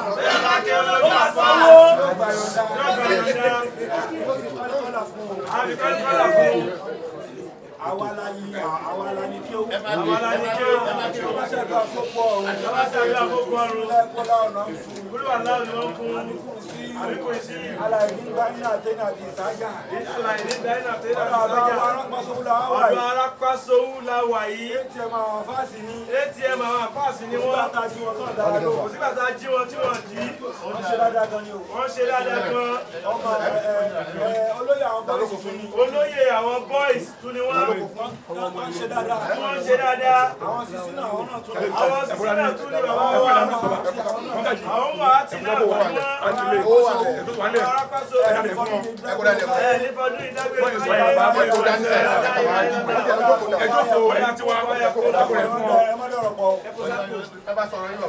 ní fọdún ìdágbére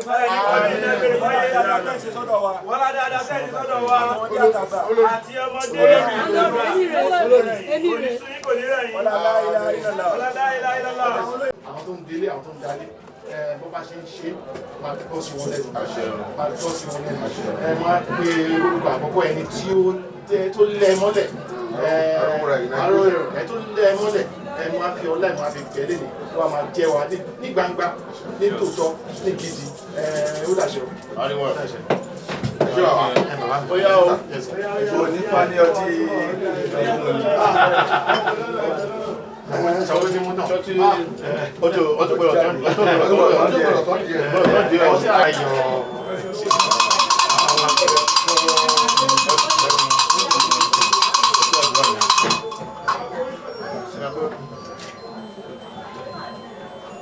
Agbásọ̀rọ̀ ọkọ̀ yẹ mẹ́jà.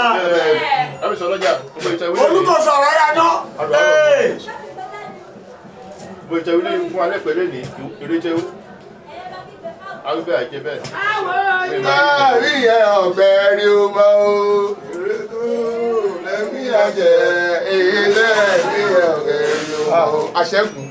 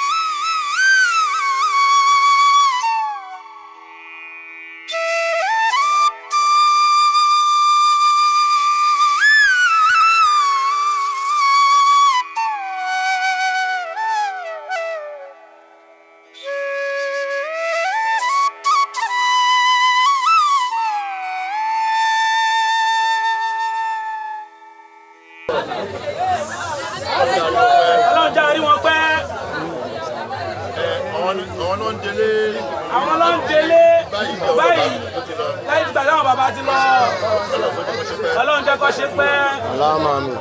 Bàbá wa ìyọ̀dá ọlọ́kọ̀. Bàbá wa ìyọ̀dá ọlọ́kọ̀. First baálẹ̀ of Epe land. Baálẹ̀ àkọ́kọ́. Ẹgbẹ́ ṣe àkọsílẹ̀. Nígbà tí bàbá kò sọ́nà kúrò lẹ́kọ̀ọ́. Nígbà tí bàbá kò sọ́nà kúrò lẹ́kọ̀ọ́. Òde bá dóore. Oní tó gbé wọn débẹ̀.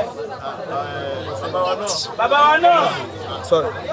Ọlọ́run kó túbọ̀ bá dúró tì wọ́n. Kọ́lọ́n bá tọ ìmọ́lẹ̀ sí kábàárì. Kọ́lọ́n bá tọ ìmọ́lẹ̀ sí kábàárì wọn. Gbogbo ẹ̀yìn tó fi ilẹ̀ kọ́lọ́n má jò ó bàjẹ́. So nígbà tí wọ́n dé tọ́mádé bá dóore. Tọ́mádé bá dóore. Ọkọ̀ ìyọ̀dá ọlọ́kọ̀. Ọkọ̀ ìyọ̀dá ọlọ́kọ̀. Olófin pè wọ́n ní ìyọ̀dá ọlọ́kọ̀. Olófin pè wọ́n ní ìyọ̀dá ọlọ́kọ̀. Ọkọ̀ bàbá yìí.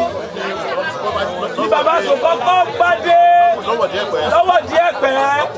Ìdí rẹ̀ tó fi ń pè wọ́n ní ìyọ̀dá ọlọ́kọ̀. Ọkọ̀ ojú omi. Bẹ́ẹ̀ ni. Ọlọ́run bá délẹ̀ fún wọn. Gbogbo tó fi ilẹ̀ pátá tó ti lọ. Kò mọ́ mi lára ni. Gbogbo àwọn àtàwọn ọmọ àtàwọn tó ti lọ. Gbogbo àwọn àtàwọn ọmọ tí wọ́n ti lọ. Ọlọ́run kó délẹ̀ fún wọn. Bí bàbá wa ìmáàmù kí wọ́n bá fi àdúrà lé. Ìyọ̀dá ọlọ́kọ̀. Ẹlòmíì ò mọ ohun tí wọ́n ń pè ní ọkọ̀. Ó lè rò bóyá mo lu ẹ̀ lọ́sùn. Ọ̀rọ̀ tó lọ sọ fún ànábì Nú tó jẹ́ ní sábà bíi káyọ̀káyọ̀ wa ìníjọ́ kìíní àná. Kó wọn sínú ọkọ̀. Ó kọ́kùnrin, ó kóbìnrin, ó kọ́mọdé, ó kágbà.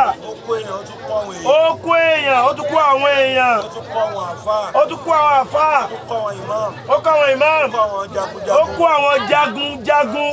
Èèyàn lè fẹ́ gbé wèrè wá lórí omi. Kéèyàn wá ní ìfarabalẹ̀ láti wá gbogbo àwọn alágbára ẹ̀ wá. Alágbára lòun náà. Kéèyàn wá kó gbogbo àwọn alágbára sínú omi.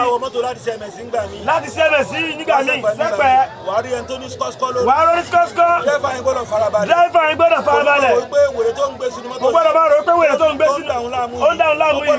Ó gbọ́dọ̀ fi ẹ̀mí láti kó wọn jálẹ̀. Bẹ́ẹ̀ ni àwọn bàbá ọlọ́kọ̀ yìí. Bẹ́ẹ̀ náà ni bàbá wa ìyàndá ọlọ́kọ̀. Àwọn kó sínú mọ́tò yẹn hàn yìí sí. Àwọn tí wọ́n kó sínú mọ́tò yẹn àwọn èèyàn. Wọ́n máa rọrùn. Wọ́n sì tù wọ́n débí báyìí. Wọ́n tún wọn ní ìyàkẹ́ nọ́kàlí ńlá tó wà lọ́wọ́ wọn. Abàdúpẹ́ o. Kò jẹ́ kí yẹn tán léyàn dá. Nínú ẹni tí wọ́n lè gbàgbé, tí ìtàn ò lè gbàgbé, ìyàndá jẹ́ kan. Wọ́n lè gbàgbé ìtàn rẹ̀ lẹ́pẹ̀tà wà yìí. Abánita nìyàndá, ìyàndá ọlọ́kọ̀. Àkọ́kọ́ baálẹ̀ lẹ́pẹ̀ ń bí. Ṣé wọ́n tún sẹ́mi wà ní kò mú wá? Sẹ́mi bá wà kò mú wá? Ìyàndá ni. Ọba tí ò jẹ́ kí yẹn tọ́ yìí. Mọ́gàjí ìyàndá bàbá wa olóyè ńlá ni ẹ̀yà mi lórúkọ ilé ní orúkọ tá a bá mọ orúkọ tá a jẹ́ bẹ̀ ni. Bàbá wa àgbàlagbà bàbá mọ́gàjí ìyàndá. Ọlọ́run járe wọn pẹ́. Bá ti jókòó ní dùtàrè. Bá ti jókòó léṣi rè. A tún jókòó lẹ́mí. Lẹ́mí àwọn fẹ́ǹsì. Wọ́n láyé tóbi ànábì. Àwọn ìyá tó ti lọ láyé. Mọ́gàjí mọ́tò báyìí. Ọlọ́run ká ogun wọn. Bismillahi kuli wallahu.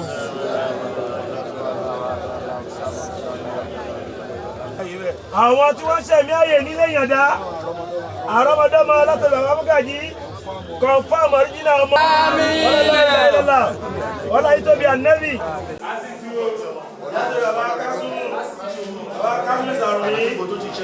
Àti gbogbo tó ṣẹlẹ̀ lóye yìí lọ́kùnrin lóbìnrin níyàwó lọ́mọ ọlọ́mọ akẹ́gbọ́n wọn. Bàbá Kọ́ọ̀sì Sàrùmí ṣàlékún ìkẹ́ ìjẹ́ wọn àti gbogbo tó tọ́ láyé níyàwó lọ́mọ lẹ́bí lára báwọn olóyè bẹ̀. Allah yá fi wọn, àfáà bẹ̀ yá fi wọn. Bismillah kul huwallah.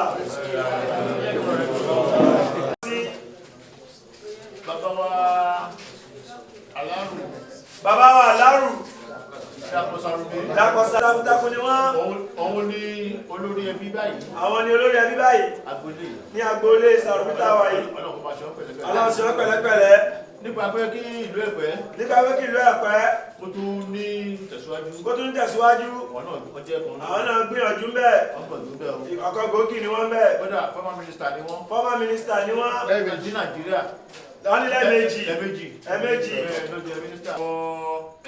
ọmọ Ẹ̀pẹ́ ń bí ni wọ́n ọmọ wọdé fọ̀ ni wọ́n ọmọ bá àdó ni wọ́n àti Edu ọmọ lẹ́mẹ́jì bádùsàlẹ̀ ni wọ́n Ẹ̀pẹ́ ni wọ́n wọdé fọ̀ ni wọ́n ọlọ́sùn pẹ̀lẹ́pẹ̀lẹ́ gbogbo ibi tó bá wà àlàáfíà tó bá wọn àtúwálẹ̀ ní abẹ́ iná bẹ́ẹ̀.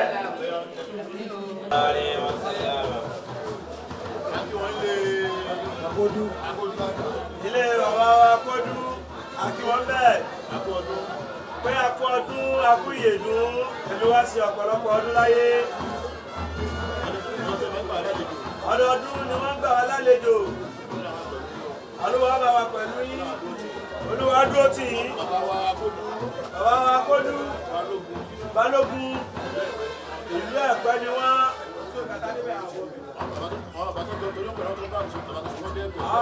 wọ́n pẹ̀lú ọ̀tọ́ bàbá kòkòkò wọ̀lú Ẹ̀pẹ́ bàbá làwọn ọ pẹ̀lú àwọn tí wọ́n tẹ̀lé kò sọ́kọ̀ wọ Ẹ̀pẹ́ olórí sí làwọn náà èèkàn ni wọ́n Ọlọ́run wa pẹ̀lú gbogbo wọn àwọn imam ọ ní àwọn náà ni àwọn ni wọ́n sùn kalẹ̀ ní bíbá yìí bàbá wa Balógun Ọlọ́run ló mọ iye àdúrà tẹ́lẹ̀ dáwọ́ ti gbà nínú sàárè torí pé inú ilé tá a wà yìí ó tóbi jù bá a ti ń wo yẹn lọ ó bá tóbi jù bẹ́ẹ̀ lọ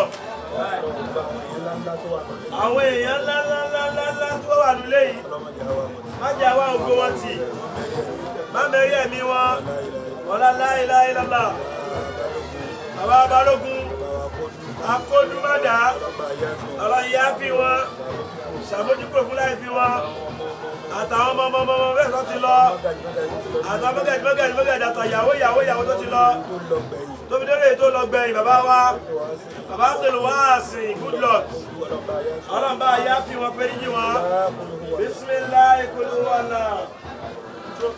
àwọn tó wọ́n ṣe àwọn tí wọ́n ń denú ilé yìí àwọn ni wọ́n jẹ́ kó bàjẹ́ Ọlọ́run wà pẹ̀lú wọn ló ti yín o sí náà dá o bó ṣe lè wù kí ẹgbẹ́ tó láyé ọmọ ìdùnnú àgbẹ̀ntẹ́ ìṣẹ́ ọmọ Ọlọ́run yóò lẹ́ẹ̀fẹ́ nìkan wa.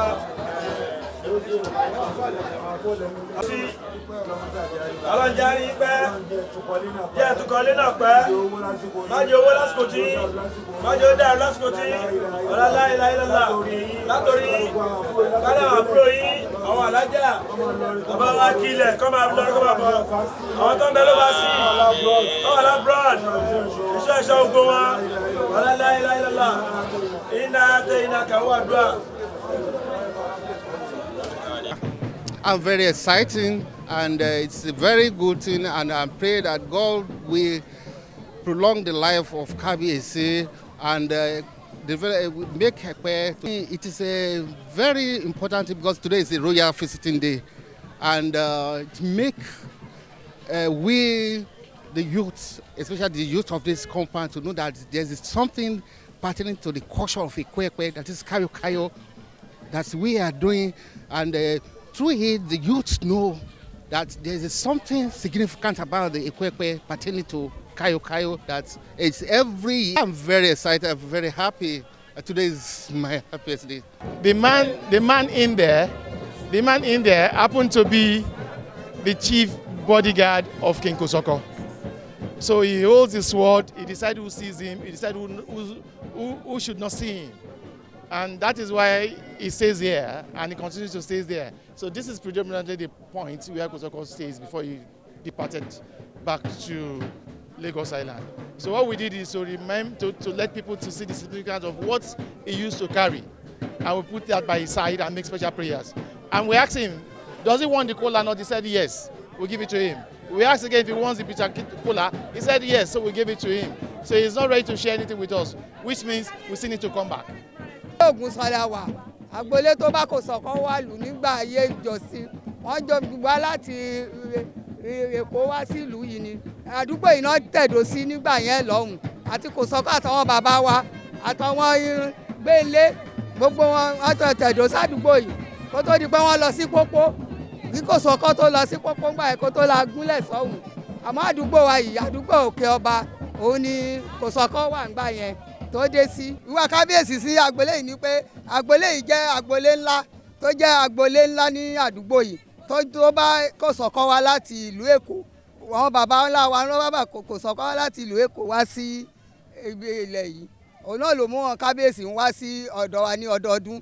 Ọlọ́run kẹ̀ má ṣe lè láṣẹ mọ̀ fún kí bàbá náà wá pẹ́ fún wa kó lọ́run lọ́rẹ̀ ẹ̀mí ẹ̀ kó gùn lẹ́mìí bó ṣe wá tọdún ni kó tún wá tẹ̀mí bá mi gbọ́ pẹ́ ó ṣí lókun kọ́lọ́run bá mi lọ́rẹ̀ ẹ̀mí ẹ̀ o àti gbogbo àwọn olóyè pátápátá kọ́lọ́run lọ́rẹ̀ ẹ̀mí wọn àwa náà tàn wá ń bá ń bí má ṣe lè láwàá mọ fún wọn kán bá wà náà láyọ̀ àtàlàáfíà agboolé Ògúnsàn yìí kó má parẹ́ kó tún máa sùn sówó kó sùn sọmọ kọ́lọ́run bá wa ṣe ń rọrùn o ẹ ṣe o. Very nice, it's called for, and all our forefathers with machineries to Kosokos, and we have been here. They've settled down here for years, and we manage ourselves. Nípa kábíyèsí sí agboolé kábíyèsí ọ̀rẹ́ gbogbo ilé yìí náà ni kábíyèsí because gbogbo àwọn àbídàkùn tán jẹ́ àgbàlagbà nínú ilé yìí pẹ̀lú àwọn kábíyèsí wọ́n jọ bẹ̀rẹ̀ láti ilẹ̀ ni ọ̀rẹ́ náà ni wọ́n láti bẹ̀rẹ̀. Kò ń ṣàtòrí kábíyèsí wa yìí náà àwọn kan náà ti ń wá tẹ́lẹ̀tẹ́lẹ̀ tán máa pè homage báyìí náà tẹ́lẹ̀tẹ́lẹ̀ wọn ṣẹ̀ṣẹ̀ wá. A dúpẹ́ lọ́wọ́ wọn bọ́n ṣe wà Ọlọ́run ò ní ṣe léyìí láwa mọ́ fún wọn a máa tún wá báyìí náà lọ́dọọdún. Ọjọ́ náà ọjọ́ àgbó ìpẹ̀lẹ̀ á pẹ́ gbogbo ẹ̀ á pẹ́ lọ á pẹ́ dáadáa wọ́n á túbọ̀ pẹ́ sí dáadáa wọ́n lè máa wá dáadáa. This is Olu-Epe family. You see Olu-Epe street here. So this big J Olu-Epe's house, and this is Sunday Olu-Epe. So even when we were young, the KBSC, wherever the KBSC is, always come around to visit the, I guess I would say, important families in the community. And our forefathers, being one of the important people in this community, always get that recognition. So we are very happy for KBSC to have showed up again this year. And inshallah, I'm Olu-Epe. Yeah, I mean, I'll give credit to Otumba TJ Abbas. You know, he's been doing great and wonderful things, you know, to even bring Kayokayo to another level. So it's important for all the indigenes of this town to carry on the culture, the heritage, and the Islamic significance of Kayokayo. So inshallah, we keep doing it. I feel great. I mean, I made sure I'm here this morning. I slept late last night, but even with that, I still woke up early in the morning to make sure I'm here. So we're blessed, we are privileged. Let's put it that way. Thank you. To God in the highest. I'm a member of the family of Bangboche, Okonu, Koinde, and the other family, which is Olu-Epe. Now, this is what we always do every time and every year. And we always like to receive the KBSC warmly and evenly whenever he's around. It's a pleasure receiving him today. We are more glad and appreciating. So we pray to God to allow us to live for more years ahead. Inshallah, by the grace of God. Henceforth, we need to inform the generality of the families to come around because he's our royal father and he loves seeing his people always and every time. So whatever we are to do again, we will spread the news to at least intimate others as to join us doing not only Kayokayo, there are many events that are still ahead. And by the grace of God, we will surely inform our people that they should keep on presenting themselves. We are so much appreciating, joyous, and more glad to see the Kabiyesi. And we pray to God to let us see him more. History in my family today, because our forefather follow Kosoko to this Epe, to establish Epe, and this is the first time the Kabiyesi and his people are coming to visit us. In our family. Our forefather is from Ilashe in Ondo State, Osun State, yes. And he went to Lagos. He met Kosoko. He's the traditional Onifa of Kosoko. And when coming to Epe, he followed Kosoko. Nearly all the towns, Ejiri and other areas, he will visit. When they visit that place, they will now say no, they have not reached their destination until when they get to Epe. When they get to Epe, they establish in Epe here. And that's the reason why we believe Ekemode family too is a name to be reckoned with in Epe Township, because he follow Kosoko. Onifa Kosoko ni. Onifa Sheyin Kosoko ni.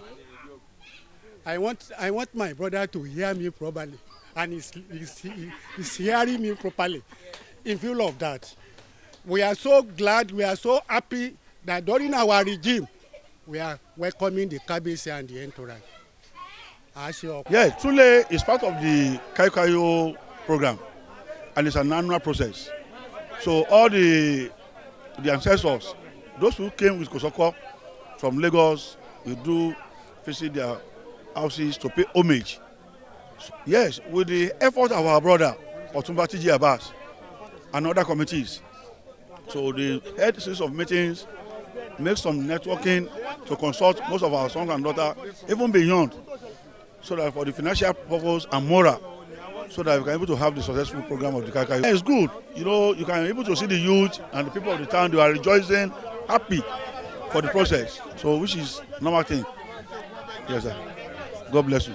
One of the great sons of Ekemode. We are celebrate the Kayokayo Day, which our forefathers have been doing since 18th century. From beginning, Ekemode family have played a lot of role, which one of my father was among of the chieftains of Epe land, Alhaji Marufudin Are Ekemode. Doing a Kayokayo Festival, and this one is the Kabiyesi is busy making visitation of the ruling houses before. Chief Balogun was a great warrior who followed Kosoko to the Epe, and they are the only one person who lead Kosoko to Epe.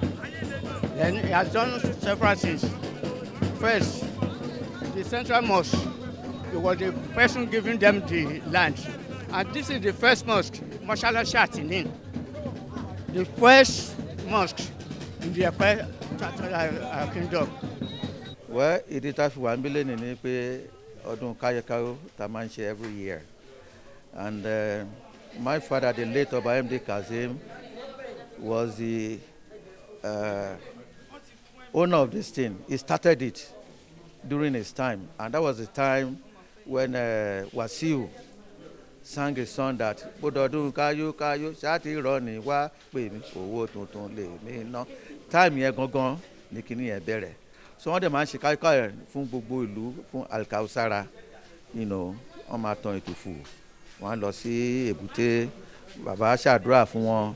Lẹ́yìn papòdà wọn náà, ọba tó tún jẹ àwọn náà tún kọ̀ntínú láti máa ṣe kínní kó lè tùbà kó lè túṣẹ, and lágbọ́dọ̀ Ọlọ́run ìlú Ẹ̀pẹ́ dẹ̀ ń tùbà ó ń túṣẹ.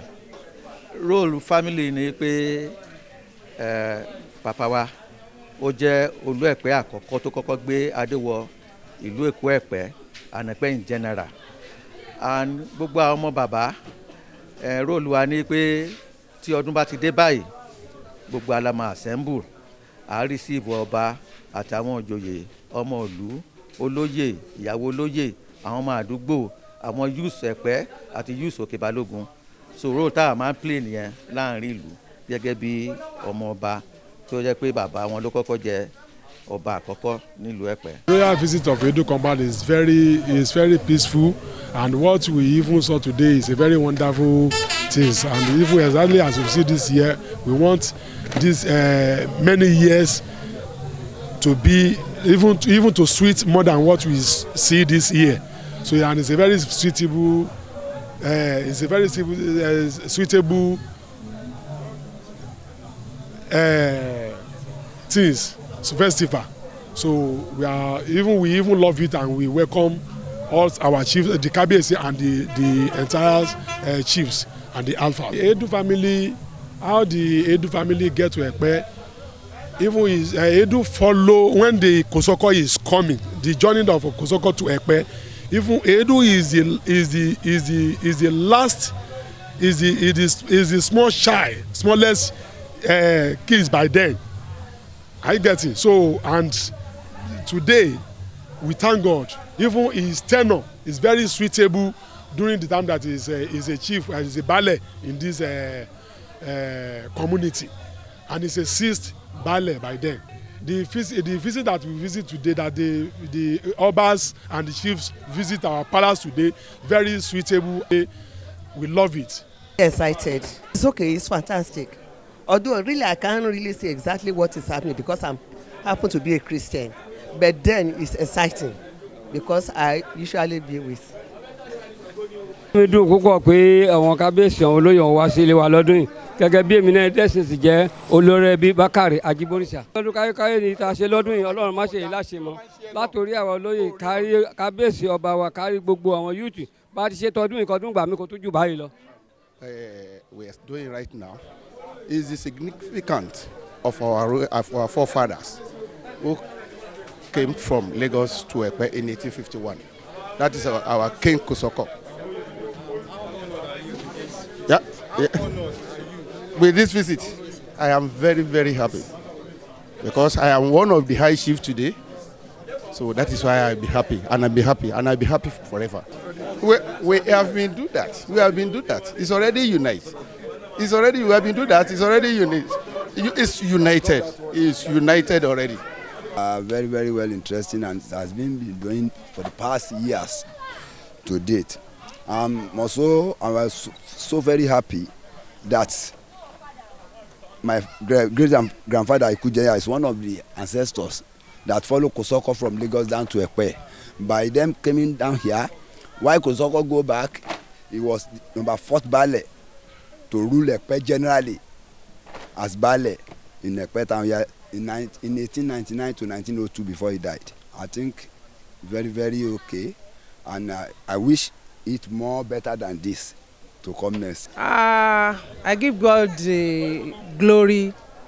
I have an aged father who's supposed to be here, but for his age, we don't want to open him to. So he's much alive, healthy with his son, but just don't want him to face crowd. So this is Epe compound, one of the ancient compounds in Epe Kingdom. And thank God today, the royal visit is always coming up every year, and we hope and pray to see them coming to our compound subsequent years. It makes me feel great. I feel proud as one of the prominent daughters of this community. My grandfather was a chief. My dad too is a chief, and thank God I'm also a chief. So I feel great, and I'm proud of myself and of my family. Well, as one of the most important compound in this town we are in, right?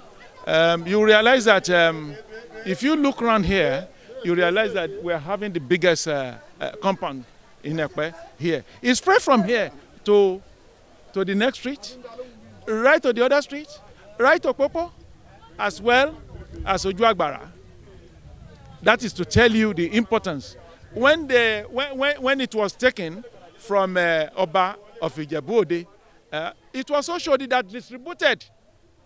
It was Oshodi, let me tell you again, it was Oshodi that distributed the land of Epe to every family. Nobody gave him land, but he gave out land, right? And Chief Kosoko, Oba Kosoko, who happened to be the king by then, that left Lagos, it was Oshodi that brought him here. Oshodi brought Okosoko here, right? And Oshodi, one of his most honest captain he ever had by then. That is Oshodi, and the closest. And if you go to the British Library, you will read it there, that when you are talking of Oshodi, you are talking of Kosoko. When you are talking of Kosoko, you are talking of Oshodi.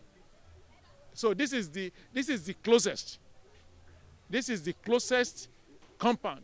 This is the closest name to Kosoko. Wíwá àwọn ìjòyè ọba láti ayébáyé ló ti ń wá sí ibi. Bàbá tó bí bàbá tèmi ló ń pè ní Shitu Ọbalọ́lá. Òun ló jẹ balógun Ẹ̀pẹ́ lánàá níjẹta. Lẹ́tà tóun ó kan ẹ̀gbọ́n bàbá tèmi Alhaji Razak Chief Alhaji Razak Ọbalọ́lá. Òun náà jẹ balógun lẹ́yìn àgbájé. So gbogbo ọdún mo ṣe máa ń wá bí nìyẹn.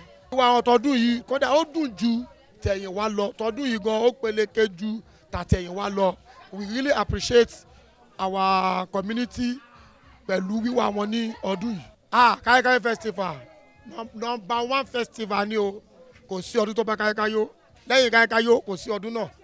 Láti ìkókó mo ti gbé ẹyọ epo rí táwọn ọ̀rẹ́ mi mú iná tó sọ sí mi lára. Epo mo sọ dànù lọ́dún náà ni bí yẹn ṣe pé dànù tó àfomi pa epo yẹn bẹ́ẹ̀ ni mo fọwọ́ dì í mú lórí pé a máa parí epo yìí a dẹ̀ parí ẹ̀. So Kayokayo ọdún tó da ọdún tó náà ń gan fún ààrẹ ìyọnu sí ni táwa lùgán nu yọtí ni wọ́n máa ń dùn sí. This royal visit to this family compound, this house is a royal house. It is one of the most powerful followers of Kosoko from Lagos to Epe. We are feeling happy because since olden days they have been coming here, but suddenly they stopped. But now we have solved everything and everything is going peacefully. We are very, very much happy. Kayokayo Festival is Muharram. It's the festival of the Muslim, like Happy New Year of the Muslim. And we have the cultural aspect. This is the cultural aspect, and then we have the Muslim aspect there. This is the cultural aspect. It's when the Kosoko is coming from Lagos, and then when he reaches the marina, coming down from the marina, and then they light what is it called, the fire etufu. When they light it, they use it to sing. But after that, the Kosoko went back.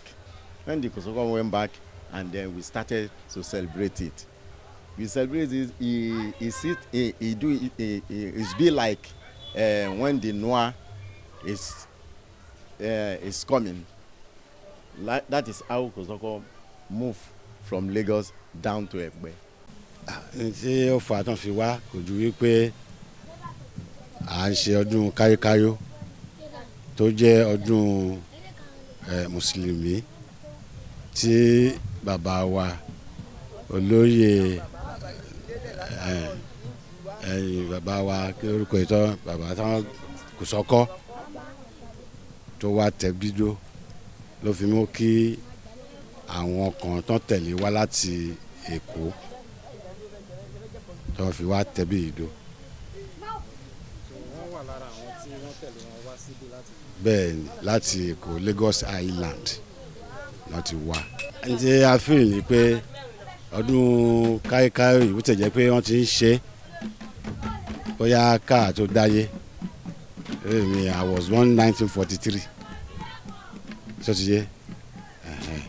So ó jẹ́ ọdún tó yẹ pé máa ń kó gbogbo wa pọ̀.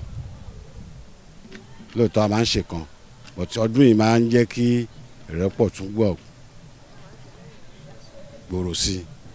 tá a bá ṣe ọdún iléyá tán tó jẹ́ ọdún mùsùlùmí náà la máa ń ṣe kayokayo. Mo wà excited o, inú mi dùn. Ó lè yẹ pé àgbà ti dé, àṣẹ̀ṣẹ̀ ń ṣe.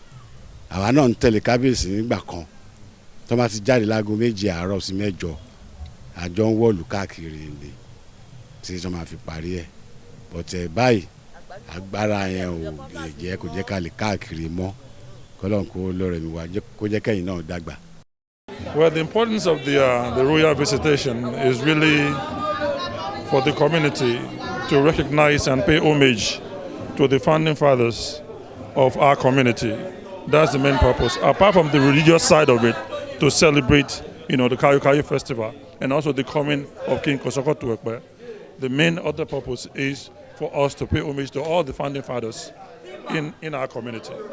Well, the late Oba MD Kasim was a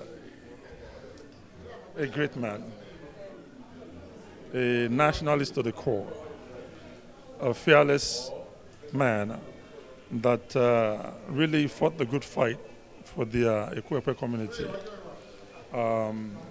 It's a man that had love and passion for our community in Epe. So the recognition is there because of what he has done for the community, and the legacy is there, just like Kabiyesi said, Olu-Epe said here, that he's actually following the footsteps of late Oba MD Kasim. The importance of this Kayokayo Festival has 2 dimensions. It is religious. It has its religious aspect. At the same time, as traditional. Religious in the sense that we are using it to mark what's the name of it? In commemoration of Ashura. That's the religious aspect of it. The cultural aspect of it is to mark, the movement of Kosoko, movement from Lagos to come and establish this city. And the people you find around here were the followers or the descendants of the followers of Kosoko, from Lagos down to Epe. He is not visiting every household. He is visiting royal families and some important ones. So it's just some sort of select set of families that he visits. Bọ́n ṣe máa ń ṣe ládọọdún nìyẹn látayébáyé tí ó dẹ̀ yẹ̀ tí ó dẹ̀ lè yẹ̀. Bí kábíyèsí máa ń káàkiri wọ́n máa lọ́jú ilé gbogbo àwọn ilé olóyè àwọn tó ti kọjá tó ti lọ fún ìrántí wọn láti máa ṣe àdúrà fáwọn tó ti kọjá síwájú. Àwọn tó jẹ́ kù náà kọ́lọ́n jẹ́ káà náà ṣọ̀pọ̀lọpọ̀ ẹ̀ láyé. So ọdún káyókáyó ọdún kan ni tó jẹ́ ọdún mùsùlùmí tó já sí pé kì í ṣe ọdún ẹlẹ́bọ kì í ṣe ọdún àbòrìṣà. Bí ànábì Núà bó ṣe rìn gbésí ayé ẹ̀ bó ṣe ṣètò ìrìn àjò ẹ̀ náà ni ọdún káyókáyó jẹ́. So wíwá kábíyèsí tọdún yìí náà kò ní dí àwa mọ́ fún kábíyèsí. Òun náà ló máa wá àwa náà ló máa bá àlàáfíà yẹn ló máa fi wá bá wa àwa náà máa fi máa pàdé ẹ̀. Èyí tá a wá ṣe lẹ́dùn yìí má ṣe láṣẹ mọ́ fún wa Ọlọ́run kó wá gbàdúrà gbogbo wa ká wá lékún lówó ká lékún lọ́mọ ká lékún lálàáfíà lẹ́mìí gígùn nífàyàbalẹ̀ kọ́lọ́run kó ṣe fún wa. Ìlú Ẹ̀pẹ́ kọ́lọ́run má jẹ́ ó dàrú àgbéga wàrọ̀fàánọ́hù mọ̀kánà àléyà wàrọ̀fàánọ́hù mọ̀kánà àléyà wàrọ̀fàánọ́hù. It's been a tradition that when we're celebrating Kayokayo, Kabiyesi goes around the royal houses to pay them a kind of homage. And that's what we're doing today. It's like paying respect to those forefathers who fought and struggled for the sanctity and unity of this community. So as a sign of respect, every year during this Kayokayo, we always go there to pay homage to those forefathers. I feel so elated. Within a community issue, if you're being identified with, it's a thing of joy. So I feel so elated, very happy that my family wouldn't be selected as one of the family to be visited by Olu-Epe and his council for this great occasion. So I feel number 14 Egbengbe Street. The first chairman, Baba mi, Obe first chairman 1938. Government gba independent 1960. Ikodu, Badagry, Agege, Ìkẹjà, abẹ́ bàbá mi náà dán gbowó nílùú Ẹ̀pẹ́ yìí. Ṣùgbọ́n gbà tó ń jí under western general gbà tó ń dí tó di Lagos State. Bàbá ti jà láyé, bàbá jà ní January 5, 1962. Ṣé mi yẹ? Gbogbo tó mí irun tó ń pè ní Ẹ̀pẹ́. Bàbá mi náà ṣé ìmọ̀ ẹ̀mí lè mú débẹ̀ kẹ́kọ̀ọ́ yín rí. Ọmọ wọn tó wá padà ó bí Ẹgbẹ̀rúngbé ó tó wá ṣe stone shama. Wàhálà sí mi lẹ́gbẹ̀ẹ́.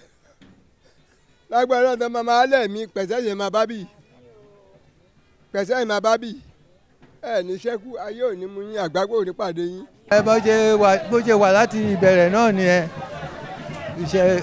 Ó jẹ́ ìṣẹ̀dálẹ̀ tàwa nìyẹn. Fáwọn olóyè àti kábíyèsí kó máa wá sí agboolé àwọn bàbá tí wọ́n fi àyè sílẹ̀ fún wa. So ọdọọdún ni ó máa ń wáyé bẹ́ẹ̀. Àdẹ̀dúpẹ́ pé tọdún yìí náà kò yàtọ̀. Inú wa dùn, inú àwa náà dùn wípé Ọlọ́run fún wa lẹ́mìí táyì ń gbà wọ́n lálejò. Ọlọ́run dẹ̀ tún fún àwọn náà ní àyè láti jẹ́ pé wọ́n kójúṣe wọn láàrin ìlú. This is a community affair and it's a tradition by itself. So inú wa dùn pé ó ṣeé ṣe fún wa. Something that normally come up every year is the heritage of Epe, which our forefathers have been doing it for years. And the palace that you have been in existence for since 14th centuries. Heritage of Epe. We are Epe today. You have to be part of this palace for you to come up.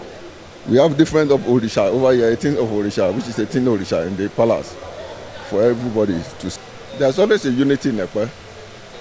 Among Epe, there's a well unity in Epe. I don't know about any other thing, but when it comes to Epe in general, there's a unity in Epe. But some people might be having a different opinion about the place.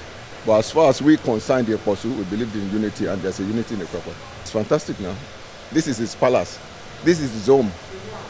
Being a KBS in Epe, you have to be part of Apostle. This is what we grew up to know. And this is for our forefather. It's been a system for years. We have to preserve it for our future and for the generations of Epe to be. Ìyàndá Ọlọ́kọ̀ came with King Kosoko. At the time, they had quarrel with Oba Akitoye, the colonial master. Came from far distance, that is Great Britain, down to Lagos to come and settle the rift in Lagos by then. So when they get to Lagos, they intervene into the matter. Not so long, they try to settle it, but King Kosoko did not agree with them. So they asked him to agree with his brother because Akintoye is the senior brother to King Kosoko. So they promised to come back, that they will go and deliver the message to colonial master in Great Britain. They went.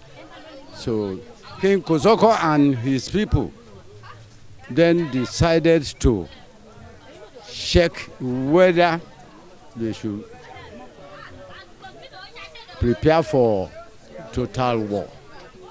So, but they ask each other to settle, and when they ask the Ifa oracle about the preparation, so Ifa told them they cannot stand the problem.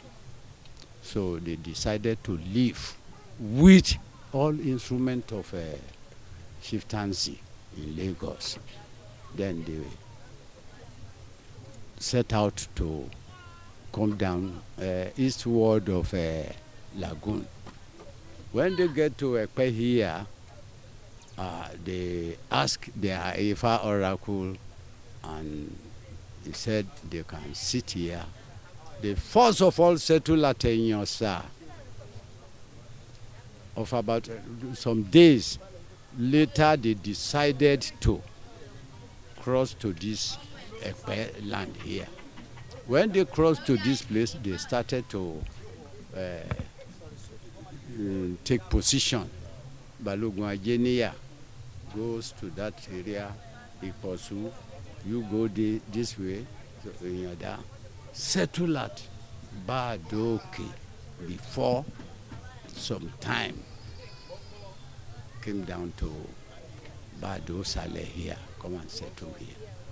So, and the old palace, which is standing at my back here, this is the grave of the great man in Yada Oloko royal family, and he is the first Baale of this Epe, 1875 to 1879. So when after his ruling, then the Igbimo Council sat together and decided to arrange for rotational. And the rotational is the one going on till date. So the only thing I can, or whenever, if really you have question, it can help me. It's quite necessary because it's laid down idea and practice of our forefather. Whoever is the head of the community, so annual visitation to our founding fathers' places. So we continue to continue practicing it just for our Kayokayo Festival. Is Islamic yearly program. So, but being that the whole community, that is Epe community, we were all Islam and the Hijra. So we continue to, yes. During the Hijra, we used to do Kayokayo. Balógun Agbájé, òun náà jẹ́ kan nínú àwọn warrior tó bá Kòsọ́kọ́ dé Ẹ̀pẹ́. Àwọn márùn-ún ni ó jẹ́ warrior nínú wọn. Balógun Agbájé, Dada Antonio, Oṣòdì, Ìpọ̀ṣù àti Ajéníyà. Àwọn ni balógun tí wọ́n ti jẹ́ balógun láti Èkó. Wọ́n tún bá Kòsọ́kọ́ dẹ̀pẹ́ tú ogun Kòsọ́kọ́ àti Akíntóyè ẹ̀gbọ́n ẹ̀ lórí ọ̀rọ̀ ọbaṣip táwọn ìjọba British tí wọ́n lè kúrò lÉkòó. Òun náà bá dé Ẹ̀pẹ́. Nǹkan tí ó dáa ni ó ti ń ṣẹlẹ̀ tẹ́lẹ̀tẹ́lẹ̀ àti bàbá tèmi lọ ọdún 13 tí wọ́n dẹ̀ ṣe gbogbo físítì náà lórí ìtẹ́. Wọ́n máa góran gbogbo òlú náà, gbogbo àwọn agboolé àwọn bàbá tí wọ́n bá Kòsọ́kọ́ délùú. Wọ́n máa ṣe àdúrà, àwọn aráàlú ará agboolé náà máa welcome wọn. Wọ́n máa fún ọba ní ẹ̀bùn ọdún àti àwọn olóyè. Wọ́n máa ṣe àdínú wa ń dùn kó máa wáyé lọ́dọọdún bóyá ń wáyé ó ń dùn mọ́ wa nínú ni. Bí kókó máa ṣẹlẹ̀ ní ogbó ògbà pàápàá kó máa parí rárá. Kọ́lọ́ máa ṣe lè ní àṣemọ́. Ọdún tó ń bọ̀ náà kọ́ni kó ṣe bàbá tó wà ń bẹ Olú-Epe bá Ṣẹ̀fíù Adéwálé. Kọ́lọ́ máa fún ọ lálàáfíà àti ẹ̀mí gígùn àti gbogbo àwọn olóyè àti gbogbo àwọn aráàlú náà tàbí máa ṣe pẹ̀lú ayọ̀ àti àlàáfíà. A dẹ̀ máa jẹ oúnjẹ Kayokayo tó máa fi orí ẹran tán pàánù léyà wọ́n ti ṣe lẹ́rùn níyọ̀. A máa jẹ́ léèní ìlágbọ̀nù agboolé ìléèní. Ẹjọ́ tó jẹ́ pàtàkì fún wa nílùú Ẹ̀pẹ́ torí pé kí ni àwọn bàbá wa bá ṣe bá wọn kan ṣe é nìyẹn. Ní ìtawà náà dẹ̀ dé ta gbọ́njú bá wọn a rí pé ohun tó tọ́ tó yẹ ni ó jẹ́ bí ohun tó tọ́ súnà nínú Quran tó dẹ̀ pé ìgbà ta ti mọ̀ pé ìlú Ẹ̀pẹ́ ó jẹ́ ìlú òní Quran òun náà làá náà ṣe tẹ̀lé gbogbo ìjẹ́ náà tó jẹ́ pàtàkì fún wa nílùú Ẹ̀pẹ́ láti máa ṣe. Bí àwọn olórí wa lánàá tó ti ń ṣe tó ti kọjá lọ tí gbogbo wọn náà tẹ̀ tí wá ń ṣe tó tún ṣe báyìí náà Ọlọ́run jẹ́ ká túnbọ̀ tọ́ tiwa náà kó dáa. Ọdún Kayokayo jẹ́ ọdún tó ṣe pàtàkì. Ẹni tó lọ́mọ lókèèrè tó lọ́mọ lájò tó lọ́mọ ìlú òkèèrè pátápátá ó yẹ kó ń jẹ́ kó máa wálé tábàjọ ń wálé àjọmọ̀kọ́mọ olùbọ̀ tọ́wọ́n náà bá tiẹ̀ tẹ́ bá mọ́mọ wálé tọ́ bá rí bó ṣe ń rí òdì dandan ọdún tó ń bọ̀ á tún máa dùn wọ́n máa dùn wọ́n máa dùn àwọn ọmọ yẹn wọ́n máa sọ pé ẹ jẹ́ ká máa torí nígbà táwa wà ní kékeré bàbá wa ò jẹ́ kí aṣọdún lájò à ń wálé ni àtọdún iléyá àti káyókáyó bá ṣe ń ṣe àlè pàjẹ́ òun náà làwọn náà tó fi lọ́mọ lọ́wọ́ títí di èní bóyá jẹ́ ní. bó ṣe dẹ́pẹ́ gbogbo àná láti mọ̀ bó ṣe dẹ́pẹ́ pé jagunjagun ni wọ́n so wọ́n dẹ̀ káàkiri láti Èkó Abẹ́òkúta Ọ̀yọ́ ọ̀gbọ̀n náà ti dìde kí gbogbo nǹkan tó di pé àwa wọ́n tẹ ìlú Ẹ̀pẹ́ dó so bá ṣe rí nìyẹn so ó pọ̀ ní ráńpẹ́ ìbátakọ̀lẹ̀ èèyàn nìyẹn so gbogbo ẹ̀ náà àti máa bá ní ọjọ́ iwájú. ó dùn mọ́ mi inú gidi gan ni torí ká tó dá iná ti ń ṣe kínní ìgbà táwa náà tún dáta wà ń wẹ́wẹ́ báwọn ọba lọ́ba tó bá wà lórí oyè bọ́n ṣe máa ń wá sí inú agboolé yìí ni torí agboolé ńlá agboolé ọba náà níbí inú mi dùn gan ni Ọlọ́run dẹ̀ máa jẹ́ ká máa ṣọ̀pọ̀lọpọ̀ ọdún láyé eléyìí tún wá dùn ju ti ṣí lọ tèṣí yẹn àti ẹ̀ ń sọ pé ó dùn eléyìí tún wá pa bámbárì ó tún wá dùn gan.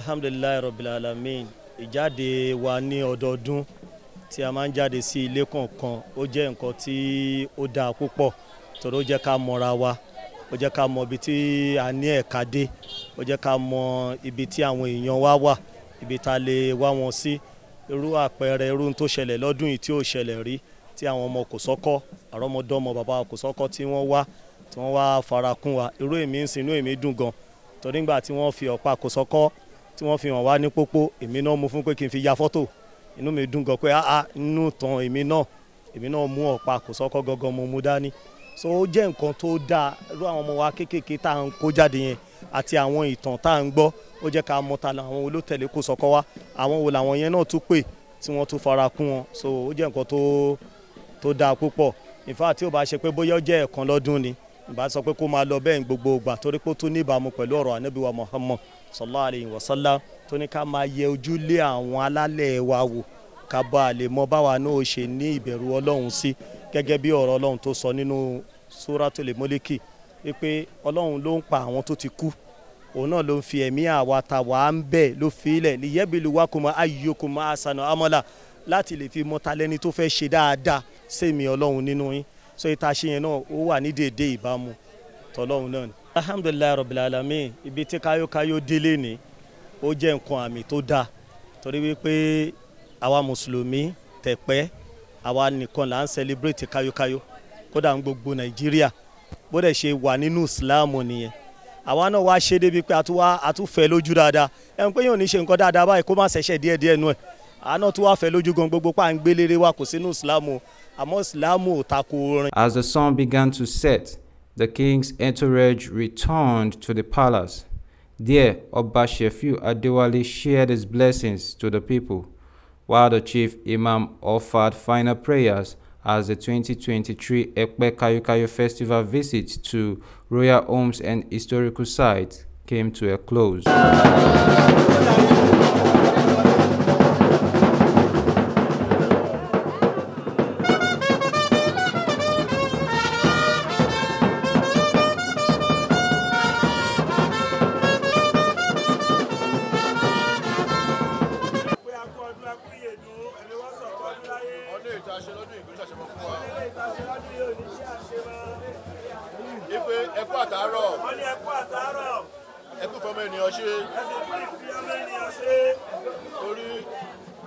Gbogbo ìtí ẹ ṣe látàárọ̀ yẹn. A ní gbogbo ìtí ẹ ṣe látàárọ̀ yìí. Ìwòsàn ni fún yín. Ìwòsàn ni. Egbògi ni. Egbògi ni. Láti rìn láti àárọ̀ títí dàsìkò yìí. Kéèyàn rìn látàárọ̀ títí dàsìkò yìí from AC to AC tẹ́lẹ̀tẹ́lẹ̀. Ọ̀nà kí egbò ẹ̀ kú oríire. Gbogbo làágùn burúkú jáde. Ọ̀nà kú oríire. Oríire ni o. Àtàṣọdún ìrànwọ́ ṣe ti gbà mí o. Àjọṣe tọdún yà á tún jọ ṣe ti gbà mí.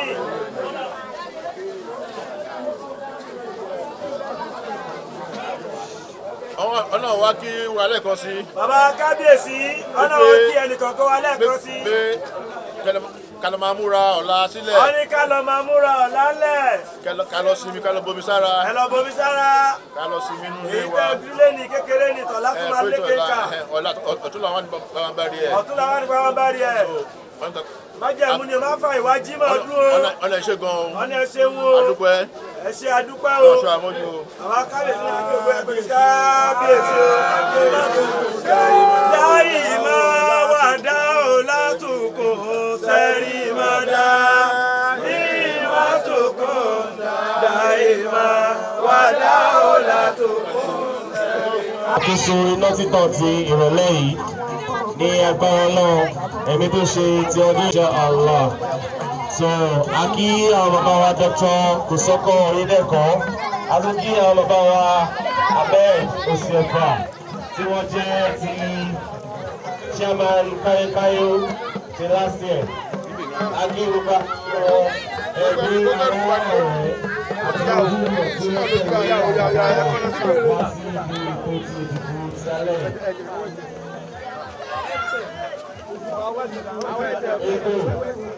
Dáàbò bọ́ sí lọ́dọ̀ ètò sílẹ̀yìn. Túmẹ̀yìn. Kò jẹ́ wá sí lọ́dọ̀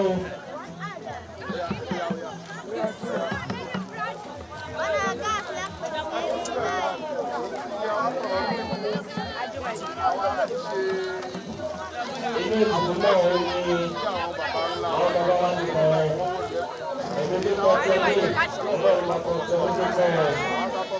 Ṣàmì gbogbo ọba pẹ́ẹ́jú pèsè sí gbé ìdílé lẹ́yìn ní agbára náà ọdún ọdún sí lọ́dún náà ìwọ̀n ṣe tó bọ̀. Àti wọ́n ṣe pọ̀lọpọ̀ ní ayé ìwọ́n tó kéèké lọ́dún ìgbé ìsọdọ́ lọ ìwọ́n náà tó fọwọ́ ìpé ọdún èsì oníṣòro máa rẹ̀ wọ́n mi.